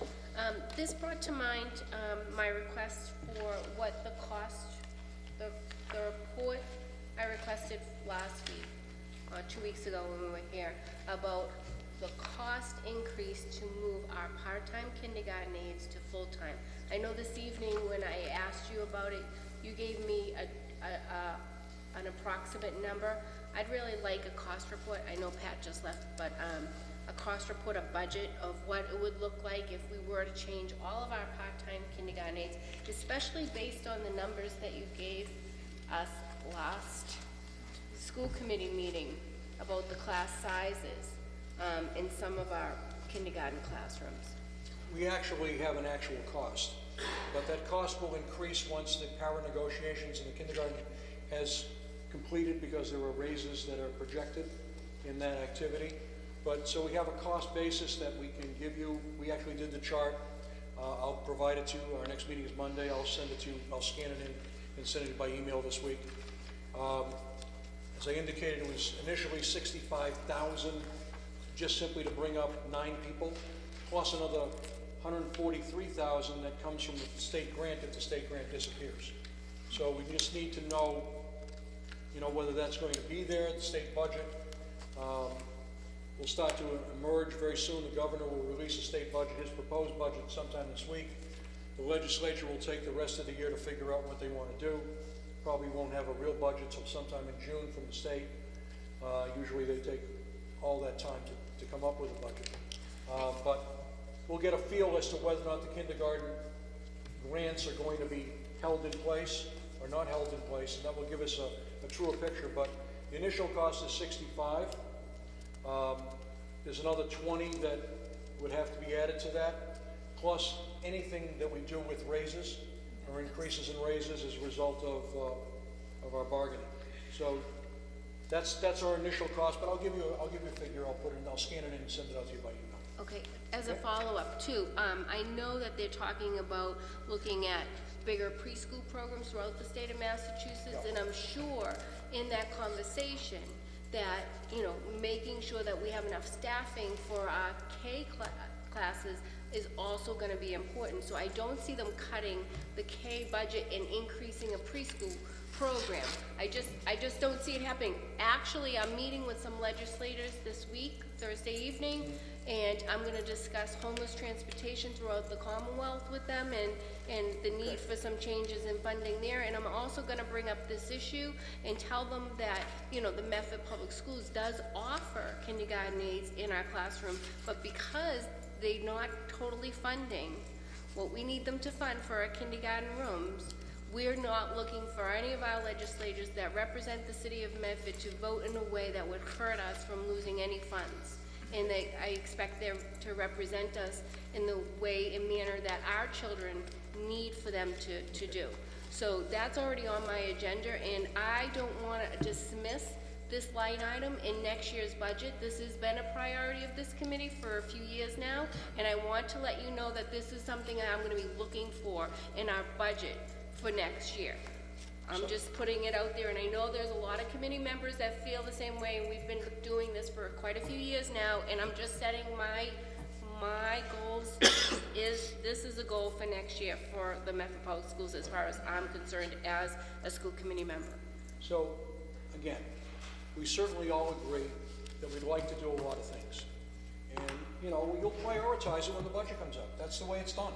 And there are many, many things that people want to do. And if this is a priority and this is where you want to go, then you will make it. To paraphrase Heidi, you can look at it twice and never cut. Took a little while, but everything got Or cut unnecessary programs, put that money back into kindergarten aids, Mr. Jim, Mr. Superintendent. But clearly, you're going to have to look. You're going to have to look at all the things that you'd like to see. And let me put it this way. Early childhood is clearly something we all support. Early childhood education. But there has not been the funding behind it. It's been minimal across the state. And it's something that, Boston asked for, but the governor was uncommittal. And I doubt you'll see it in the governor's budget. So the question is, will the legislature rise up and put money in there? The House didn't last year, and the Senate put it in, and then the conference committee restored it. So we just have to be real. We certainly want to do things. If this is your priority as a group, it'll be there. But I want to be realistic with you. I don't want to be pie in the sky and tell you there'll be other things that you may want also. And there has to be a balancing act that's going on. But if this is the thing you want, you'll get it in there and it'll be there. So we're working towards it. We talk to people all the time about these things. You know that I'm a huge advocate for early childhood education. My problem is that I've got to make sure I've got the resources to back it the way I'd like to back it and the way undoubtedly you'd like to back it. Mayor Burke, just to follow up, as a committee member, I am reaching out to state representatives to tell them how I feel and as a representative of this community and how I expect them to vote when this does come up on the floor. So I encourage other members to either join me or to make their own phone calls to do that as well, because I think that if they don't hear from us, they assume that this is fine, and this is not fine. The preschool and kindergarten and K through 2, that's the foundation of our education, just like a foundation of a house. If you don't have a good foundation, the house will fall down. And so we need to start, and I know Medford was one of the first full-time kindergartens. We've been the leaders in this area. Right, and I want to continue being a leader in that area, Mr. Belson. I'm gonna stay on this for our budget meetings all the way through until we get this approved. Okay. And just wanted to give you a fair warning. I'm not against it. I just want to make sure that we understand that the budget is a balancing act, and we've got to keep a lot of things in mind as we go forward. And we don't know some of the other issues that will or won't come at us. Well, and I don't want to just say, sure, we'll do anything you want. I want to be realistic with you and tell you that you're going to look at a lot of things. And you've got to make some decisions. We've got a growing ELL population. We've got a lot of other things going on in our world that will require your attention. And it may be that you need to, balance that off a little bit. But let's put it on our plate as something that's a priority that you want to see. And let's see if we can't do it. Thank you.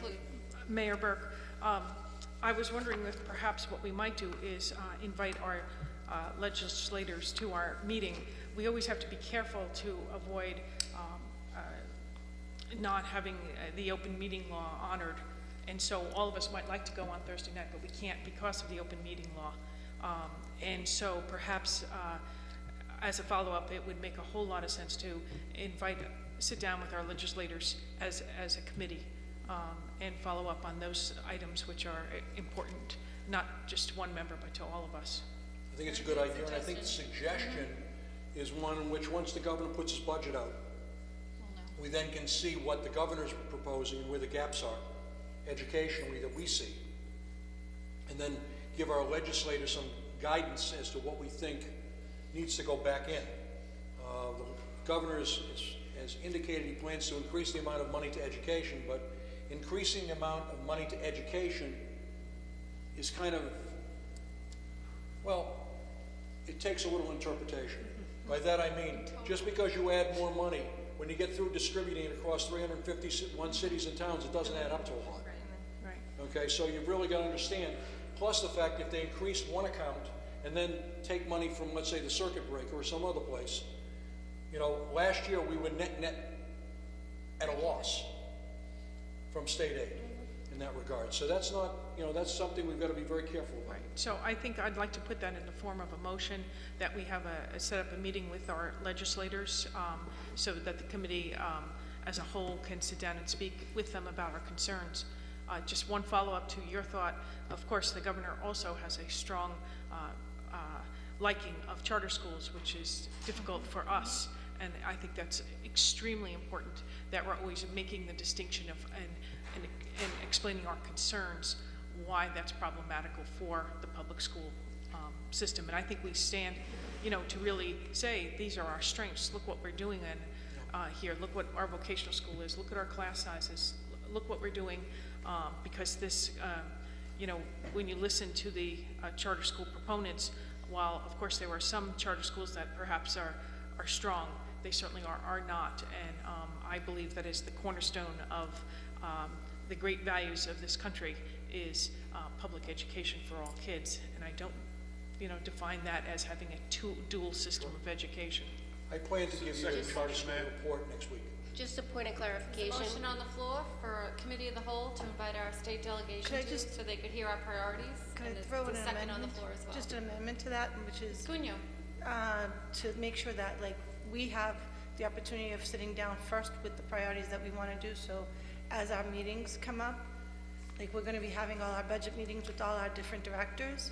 I think it would be a good idea maybe just to hold off a little bit on just this one topic and make sure that we have a list of everything that we want to talk about, because it's something that I know, I'm sure all of us have had these conversations with our representatives and our senator, and we continue on fighting for these things, but I think it would be a good idea maybe to sit down, not just with one particular item, but maybe with a few things that we have. And after the governor's budget is Yeah, yeah. looked into in Got to get a handle detail. on Exactly. on what's right. coming out of the State House before you start to move.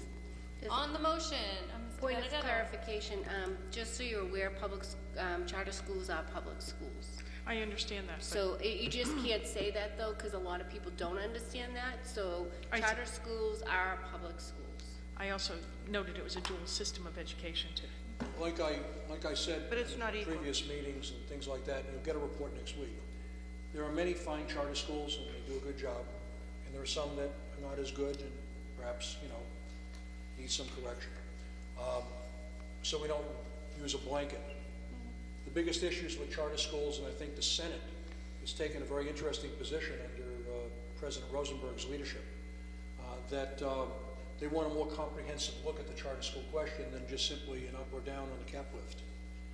And we're going to see some things coming out of there that will look at enrollment, wait lists, funding, and things as well, rather than just simply say there's demand. The state auditor has continuously come out and said the wait list is not real, although the proponents have said the wait list is real. And so I'm going to hang my hat with the state auditor on this one, because I know how the wait list is generated. And there are youngsters on that wait list who signed up 10 years ago who are still on it, and have long since been out of the program. So there needs to be a significant amount of discussion on this area. Let's not, you met Barish last week, you attended our management meeting. Barish is my intern, if you will, who is the director of the Pioneer Charter School in Everett. So he sat in our management meeting today, and we went over stuff, and we traded ideas. There's a good dialogue that can happen between a charter school and a public and the traditional public school. It's not that they're all enemies. We can work together. In fact, I've given him stuff, and other people have given people stuff. But how we fund them, who they serve, what they require from us, or how they drive the educational programs, all are fertile subjects for discussion. On the motion, offered by Ms. Vanderkloot. All those in favor? Aye. All those opposed, motion passes. Motion to receive and place on file this report. All those in favor? Aye. All those opposed, motion passes. Report on middle school selection process, school year 2016-17. Mr. Superintendent. Again, like the issue of the kindergarten, we're out early. This is going out in February, but we're letting people know now to start thinking about it. We put it on our website. We've given people information informally. I told you last week, and the same thing is true with the kindergartens, I'm going down to the schools. I'm working out a schedule now with principals to talk to parent groups and the like, to promote the schools, and at the same time help people make these selection decisions. One of the things that happened in the past is some people would claim they never got the information, they didn't hear about it. We want to make sure everybody hears about it, or there's a sufficient amount of information out there so that if you didn't hear about it, you must have missed it by not listening. I mean, there's obviously, the possibility that somebody wouldn't hear about it, but if we go to the wall and let people know, it really is highly unlikely. What I don't want to have in a situation where somebody say, well, I really wanted to go here, and you put me here, and I didn't know, you lost my paperwork, all those kinds of things. We know that we're pretty good about tracking what people send us. So we want to get it out. We want to show you what we're doing. There are certain issues with regard to specialized classes in certain areas. We're looking to balance those off because obviously some youngsters are more challenging than others. And we want to make sure that each school has a fair chance to meet the needs of every student that goes there. So this is informational for you. Again, like the kindergarten piece, it's an attempt to try and give you advanced information. Accept the paper and place on file. Mayor. Motion to receive and place on file. All those in favor? Aye. All those opposed? Motion passes. Report on academic support grant program. Mr. All right, so we're going to call upon our Deputy Superintendent to tell you about our academic support program. Good evening. Every year, the Medford Public Schools is eligible for a state grant that's called the Academic Support Grant. This grant funds programs designed to prepare students to take the state-mandated test. And as you all know, since 1998, that has been the MCAS, the Massachusetts Comprehensive Assessment System. Originally, when we first started getting this grant, which is about 15 years ago, it was intended for all grade levels. And then as the money became less and less, the state only allowed us to target students who would be taking the high school exams, the high stakes exams. We have been able throughout the years to offer many programs. We offer the programs during the school year and in the summer.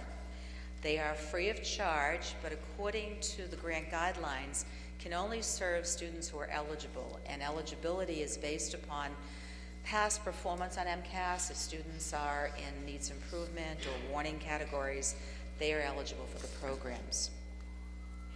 We offer many different programs with the grant money, and just to give you a sampling of them, we have tutorial programs for those students who have not passed the high school exam, who want to take the retests, and the retests are in English, mathematics, and science. So we have tutorial programs to help those students. We offer after-school programs and Saturday programs, which are just getting started, for students who are in grade 10 who will be taking the English and math test this spring. And again, for grade 10 youngsters, it will still be the MCAS, regular MCAS exam this spring. We offer those programs, and again, we've been doing this for a number of years, so we kind of have a formula for what works and what doesn't work. We find some youngsters like to come after school, others can't come after school, so we offer programs on Saturday as well. So we try to make it as comprehensive as possible so we can get as many youngsters in as we can. We also have had online preparation programs for the science MCAS exam and biology retests. And then a few years ago, we started a very successful program. It was really targeted in the summer 8th graders who were coming into the high school as 9th graders. And these students would meet in late August, and they all had summer work to do in English and mathematics, and so we would have teachers working with them, finishing up their summer assignments, kind of giving them a jump start into the school year. And this program would actually finish with the high school orientation day. So it was a nice transition, got the kids in the week before school began, and actually worked with them until the beginning of the school year. We find that all programs have been proven to be very successful in helping students meet that high stakes exam in English, mathematics, and science. Curriculums and materials are prepared by our directors, and our faculty, for the most part, teaches in all of the programs. Unfortunately, no surprise, every year the money has been reduced. This year we only have $15,300, which is a reduction of over $7,000 from last year. And just to give a comparison, a couple of years ago in 2012, we did receive over $34,000. So it has been decreased, but we're very creative. And again, I know last year High School 101 was so popular that we just sustained it with our regular budget because we didn't want to let that program go. The program is a collaborative effort. We have Assistant Principal David Blau, Director of Mathematics and Science Carolyn Joy, Director of Humanities Nicole Chiesa, and Coordinator of Science Rocco Ciari and Bernadette Riccadelli. We meet, we put together the materials, we send letters out to parents and guardians inviting them to have their children belong. And we're very excited this year about our new 8th grade program. We are allowed under the grant guidelines to run a new program, and this is particularly important, we feel, in light of the fact that our 8th graders are taking a new test, the PARCC exam. So we're putting together a program both for English and mathematics. It's going to start, I believe, in March. It's going to be on Saturday mornings, 6 Saturday mornings, And again, letters will go out to families. We do send a lot of letters out, and sometimes the response isn't all what it should be, so we do encourage parents to really respond. They can do it by email. Once we send letters out, we have a deadline for responding.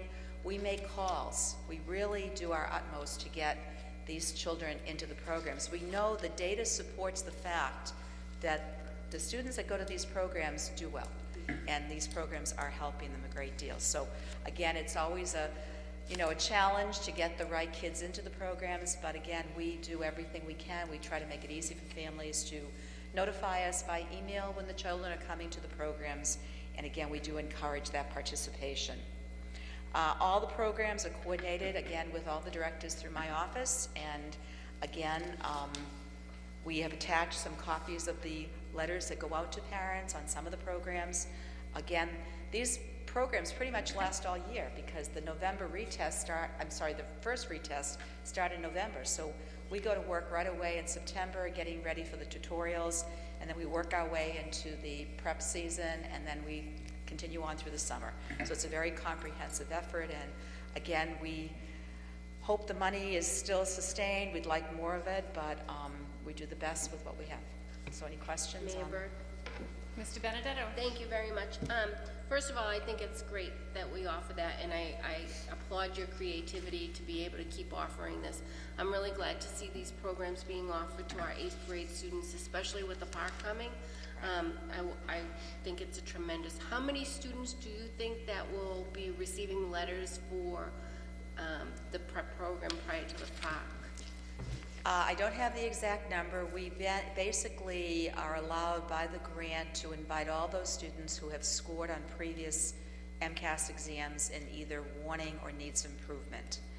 Also, we can serve students who are new to the district that teachers have identified as being challenged academically.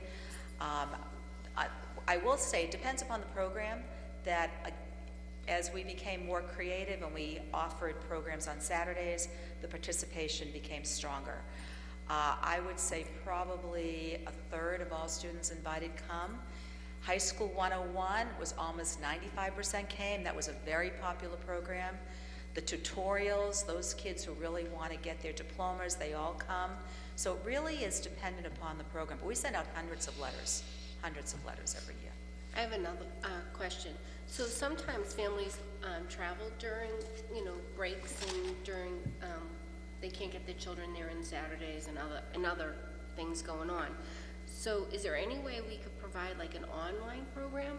I know it would take a while in development, but if we had that to offer, like if someone needed to take one of these programs, I know that some of our teachers in the past created online classes. So I don't know if anybody would be interested in trying to do this program in an online capacity so we could reach more students and have more participation and really make sure our students are prepared for these exams. We did have the online biology retest a few years back. Again, as we move forward, I think you're kind of reading my mind on this because as money becomes tighter and tighter, we have to become creative, and my feeling next year is to write the grant to offer more online, because I think you're right that families, children, transportation's always an issue, and that would circumvent those issues if we were to do that. So if the money, again, continues to be as scarce as it is, then I think that's the avenue we'll go, definitely. Right. Because if there's like a tutorial and this week you work on this and you do the homework, and even if there's online chat time with a teacher, then, like if you have a question, I really don't understand this math concept, and you could still meet and talk to a teacher, but you don't have to be present in the building. Right. It might get more people invested, and that's how learning is really moving towards. Exactly.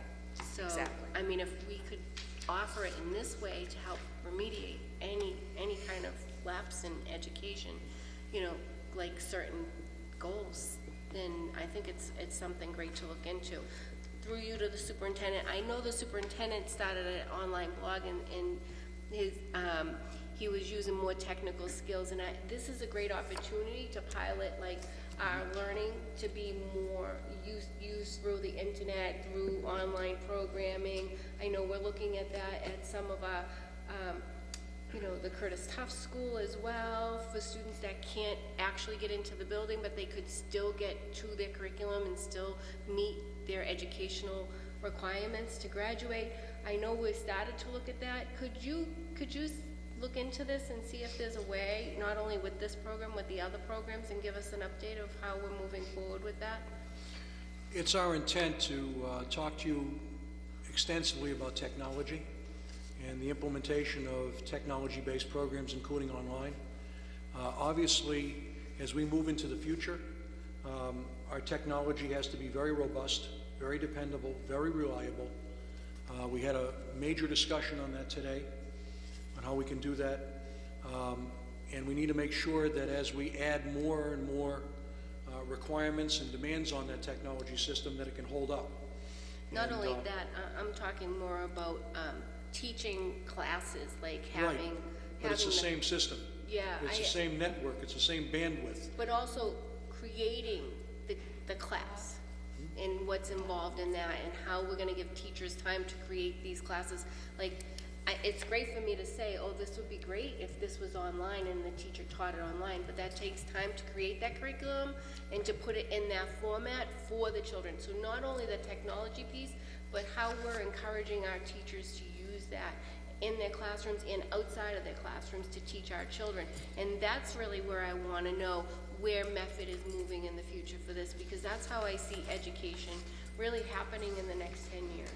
So I guess what I'm trying to tell you is that we will be coming forward to you with some significant technology recommendations that will enable us to do a lot of things that right now I would consider to be difficult in terms of reliability and dependability because of the networks and all the other demands on the system, and also what we ask teachers to do, so that you're going to see quite a bit coming forward.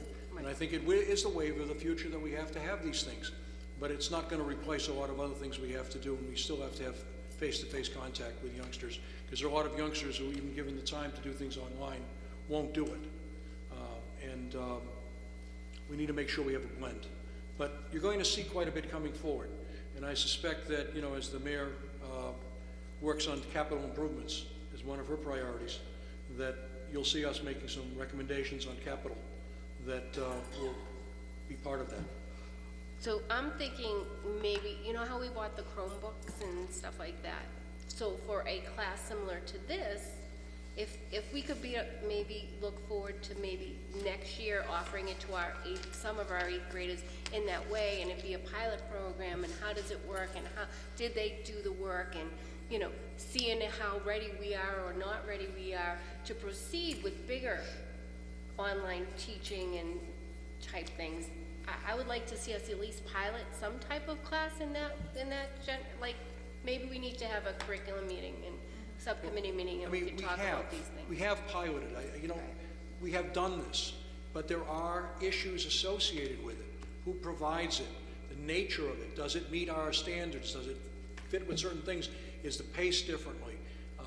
We've had several people try different things.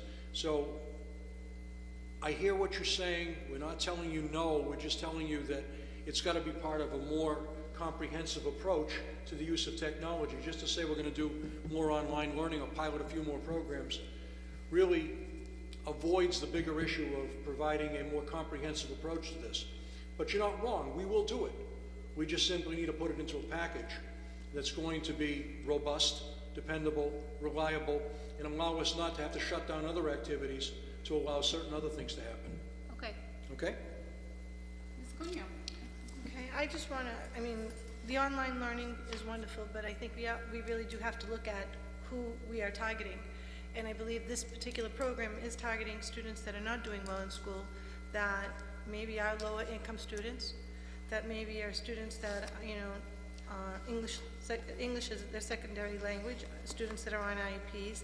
Some of these parents don't have laptops to have their students take anything online. So we really have to be very conscious of that, which I know you all are.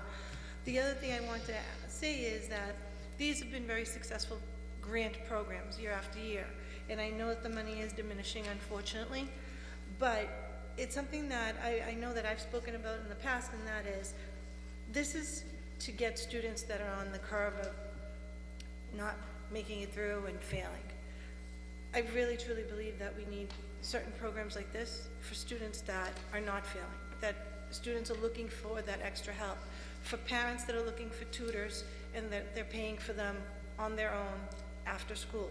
And if we somehow, maybe, you know, small baby steps, could take a couple of the things that you're doing here and maybe offer them as a community schools type of program where parents can pay, but I guarantee you it'll probably be a lot less than what they're paying for private tutors, would take the opportunity to come back to our school at night or on a Saturday morning, because one, it's convenient for the parents, two, it's just easier, three, it's an environment where the students are used to, and C, even if we pilot that type of program, to see where our statistics are with that and where, you know, what the results are.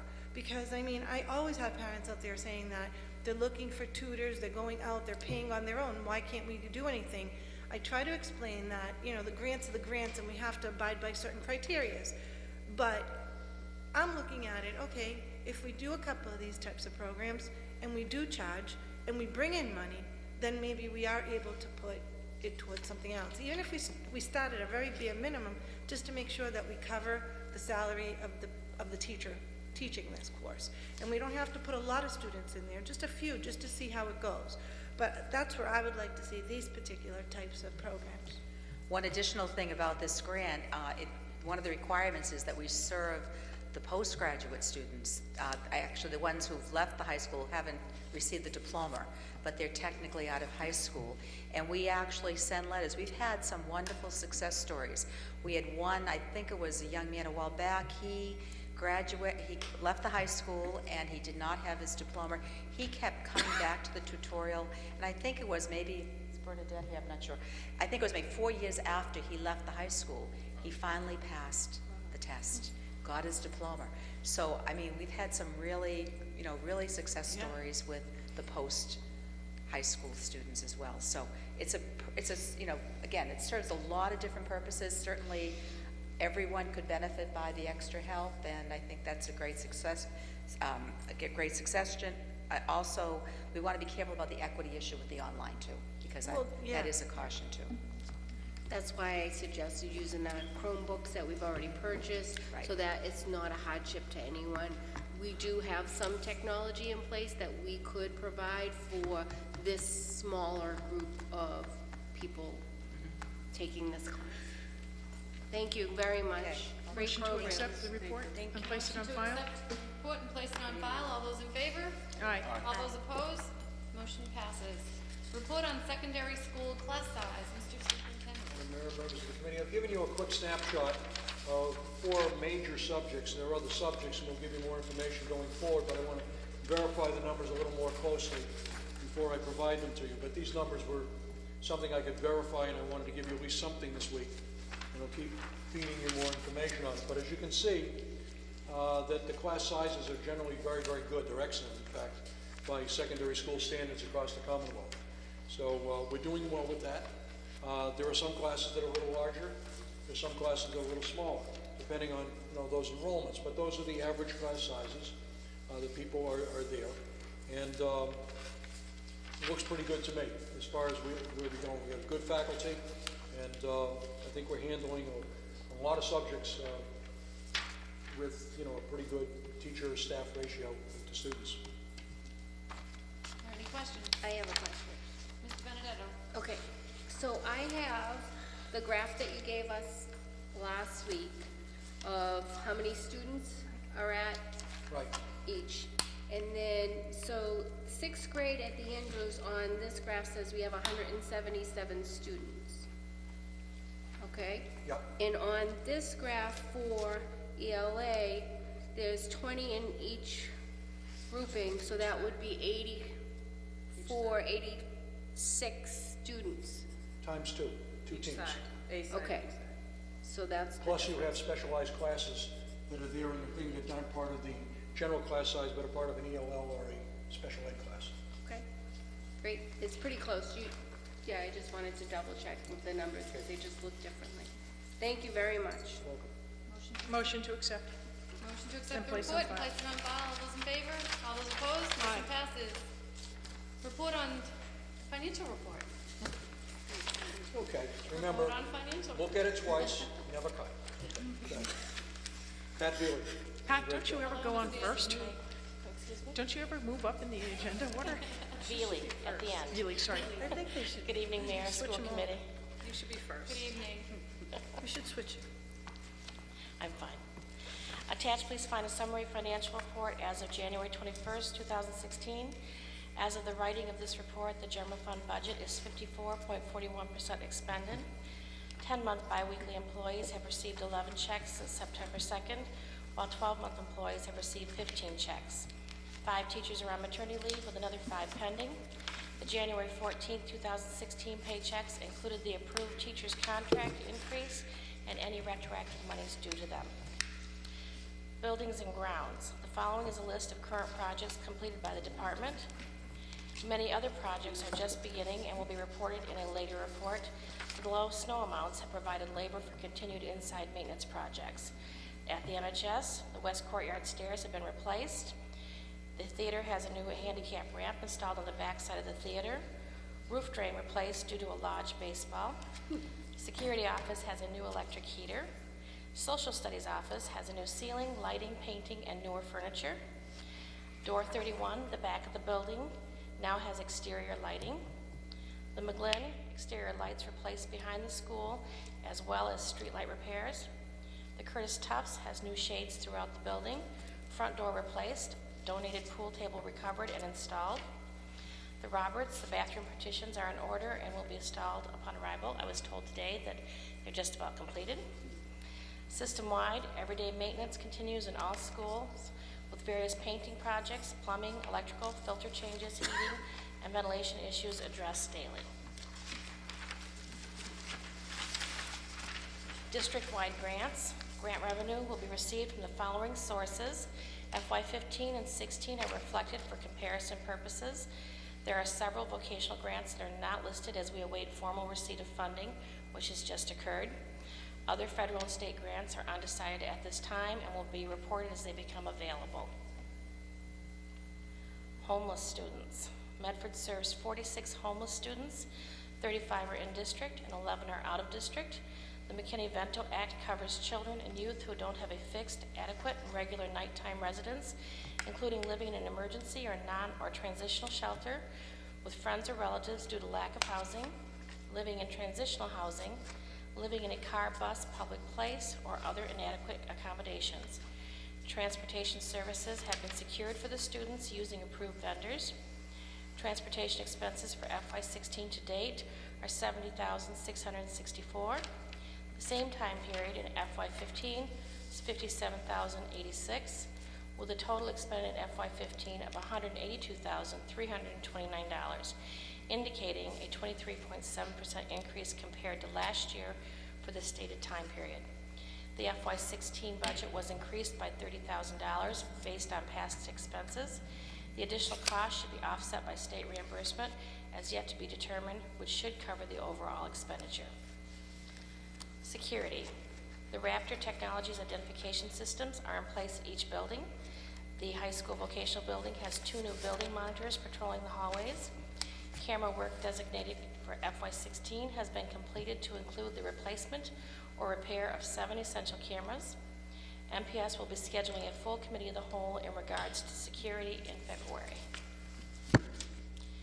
Special education. Out-of-district tuition continues to maintain stability. The FY16 budgeted resources of $3.5 million to include $1.2 million general fund, $1 million IDEA grant, and $1.3 million circuit breaker. Funds are sufficient to meet known placements. MPS is currently projecting the following: general fund, $1,085,798, IDEA, $1,016,418, and circuit breaker, $1,310,672, leaving a small contingency of $87,112. Substitute teachers. MPS substitutes include instructional support staff, daily substitute teachers, and long-term substitute teachers for maternity and other needs, and are found in the General Ledger Report under Function 2325. In a good economy, substitute teachers are difficult to find, as many individuals who would appear on a substitute teacher list are able to find employment within their field. FY16 substitute teacher day rates were increased from $60 a day to $70 a day, a 16.7% increase over last year, to attract candidates for these difficult-to-fill daily positions. Last year, in an effort to assist in building stability, one instructional support staff was provided to each of the elementary and middle school vocational buildings. MHS has, for the past few years, used this method to provide building stability. MHS has 7.5 ISS positions and does not use the daily fill method. With the exception of the high school vocational, the instructional support staff is the first line of teacher replacement. But in the event more are needed, the substitute attendance secretary uses the daily fill list to cover needs. Expenditures for pay period of September 1, 2015 to December 23, 2015 were $197,469.65. The same time period for FY15, $160,080.96, for an increase of 23% over last year. However, we factor in the 16.67% wage increase for the pay group for an effective increase of 6.7% increase in cost of substitute teachers for the September through December pay periods. Telephones. The high school telephone conversion has begun. The list of telephone needs has been forwarded to DSCI and ComTel. Due to the size of the high school vocational building, the phone system will be rolled out by department, beginning with the library and media space. The project will progress through the building, ending with the business wing. The project should be completed in February, with the beginning of the install in the high school library media space, which is complete. And a dedicated phone number has been established for the public information officer, 781-393-0599, and that is taking messages now, as of with the new phones. Utilities. Electricity costs for the period July through December 2015, $567,136. Kilowatts, 3,785,581 versus 519,5528, or 3,535,416 kilowatts for the same period in 2014, indicating a 9.3% cost increase, reflecting a slowdown in the sizable increase, 22% in the usage for July through October 2015. The principals were provided the kilowatt use for their buildings, and much of the early increase is attributed to summer programming, using more air conditioning during a particularly warm summer, followed by a warm fall. The principals will continue monitoring usage. The FY16 budget is $1.18 million, and the current fiscal year electricity projection is $1,176,408. The city is under contract for electricity through National Grid until November 2016. Natural gas, for heating purposes, is running 28.8% below last year's use for the same time period, July through December. Colder weather did not arrive until late December, accounting for the decrease in use in dollars. January has returned to a typical weather pattern. MPS has budgeted $660,000 for FY16, and current cost for usage is $83,416. Historically, our greatest usage cost is the second half of the school year. We are not under contract for natural gas, but demand and price below, low, securing good rates. So we don't expect any issues there.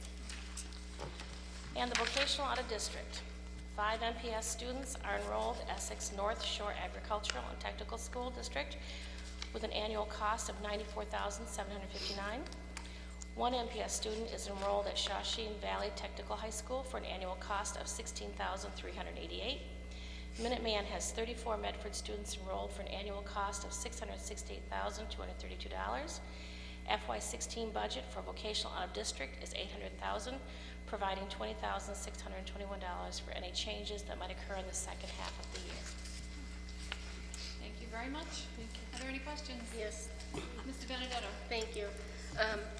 Through you to the superintendent, when we were listing the building and ground improvements, I know that we had talked about changing the lighting at the Curtis Tufts School, and Alicia Hunt sent us an email with some figures and figuring out the, how we could budget that throughout the next 3 years. Have you had a chance to look at that?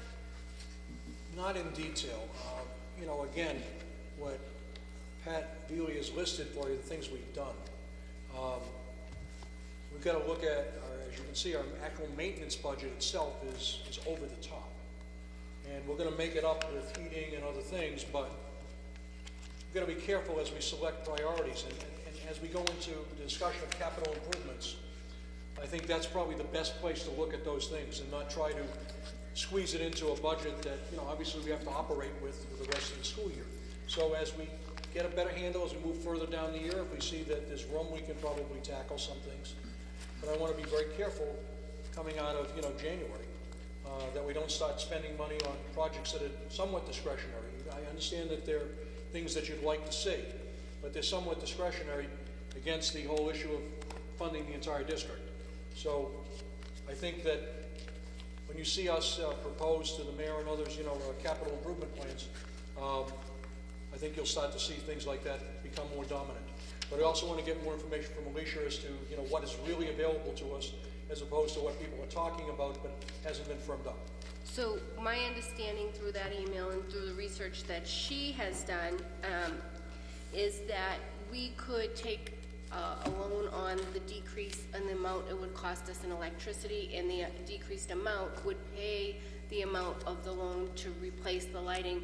And I know we were talking about just the Curtis, but she was also mentioning the vocational school. So I'm just wondering, it might not actually cost us any dollars out of pocket, and that's why I'm bringing it up rather than waiting for a capital improvement plan. Yeah, we can talk tomorrow. It's much more complicated. That would be great. She sent us an email over the holidays, so that's why I just wanted to follow up and make sure that we're looking at that. Because, yeah, Mayor Burke. Mayor Burke, point of information. Mr. Scarry, point of Through the information. superintendent. Roy, would it be possible to ask Ms. Hunt if we could get a energy audit for the 3 cafeteriums and see if we could somehow change the lighting system to help cut down, especially where they're in use most of the summer? I think we can again look to all of those kinds of things, but I bring that think up, it should put be that on the something table and see where we we can put in the save a few context dollars. of capital planning. Okay? Ms. Vanderkloot? Pat, I just had a question about the school breakfast expansion grants. So I see a decrease for fiscal year 16. How is that going to impact our school breakfast programs? The breakfast programs are driven by percentage, and for the 2 schools that are already getting breakfast, they're already covered by the federal grant process, so that won't affect them at all. This program that you see here was part of the summer program. Ah, okay. Thank you. So, I had, excuse me, Mayor Burke, I had another question regarding our homeless students. Do all of our homeless students currently have transportation? Yes, they do. Oh, I'm so happy to hear that, because throughout the Commonwealth, there's a shortage in drivers for homeless students. And if you call a lot of the companies, that they just don't have enough drivers, because I personally just was trying to get a driver for a student at my school, and it took a lot of time, over a month, to find a company that had availability to go to the town I needed to transport her. And it's an extreme cost, and this increase of 23.7% is telling of the times. Everybody thinks that we're in really great shape economically throughout the Commonwealth. Well, there are a lot of families that aren't in such great state. 23.7% increase in our cost of transporting homeless students. That's not housing them, that's not feeding them. We're paying $70,000 so far this year just to get them to school every day.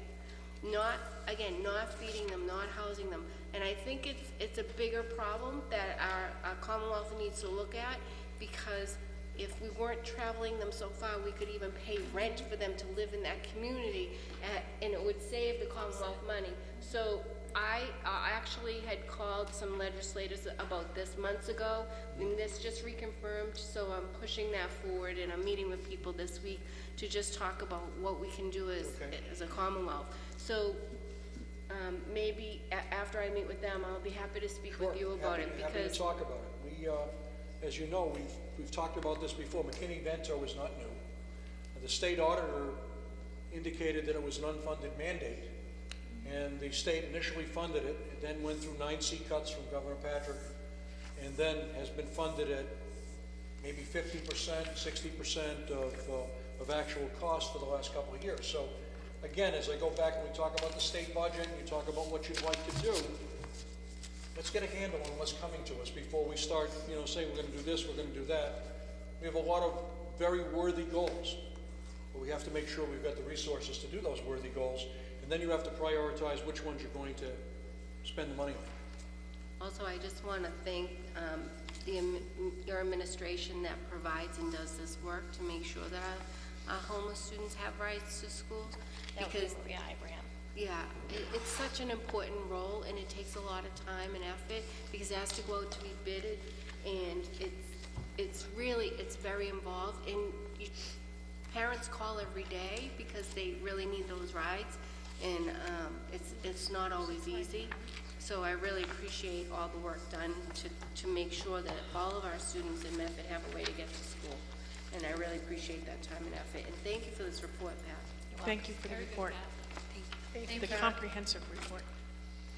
Motion to receive and place on file. So by Ms. moved. Canfield. So moved. All those in favor? Aye. All those opposed? Okay.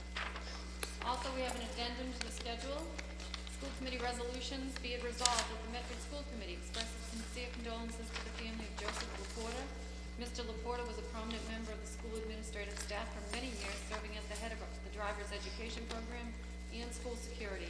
Mr. Laporta was active in local Kiwanis and many other local community service organizations. If you could all please rise for a moment of silence.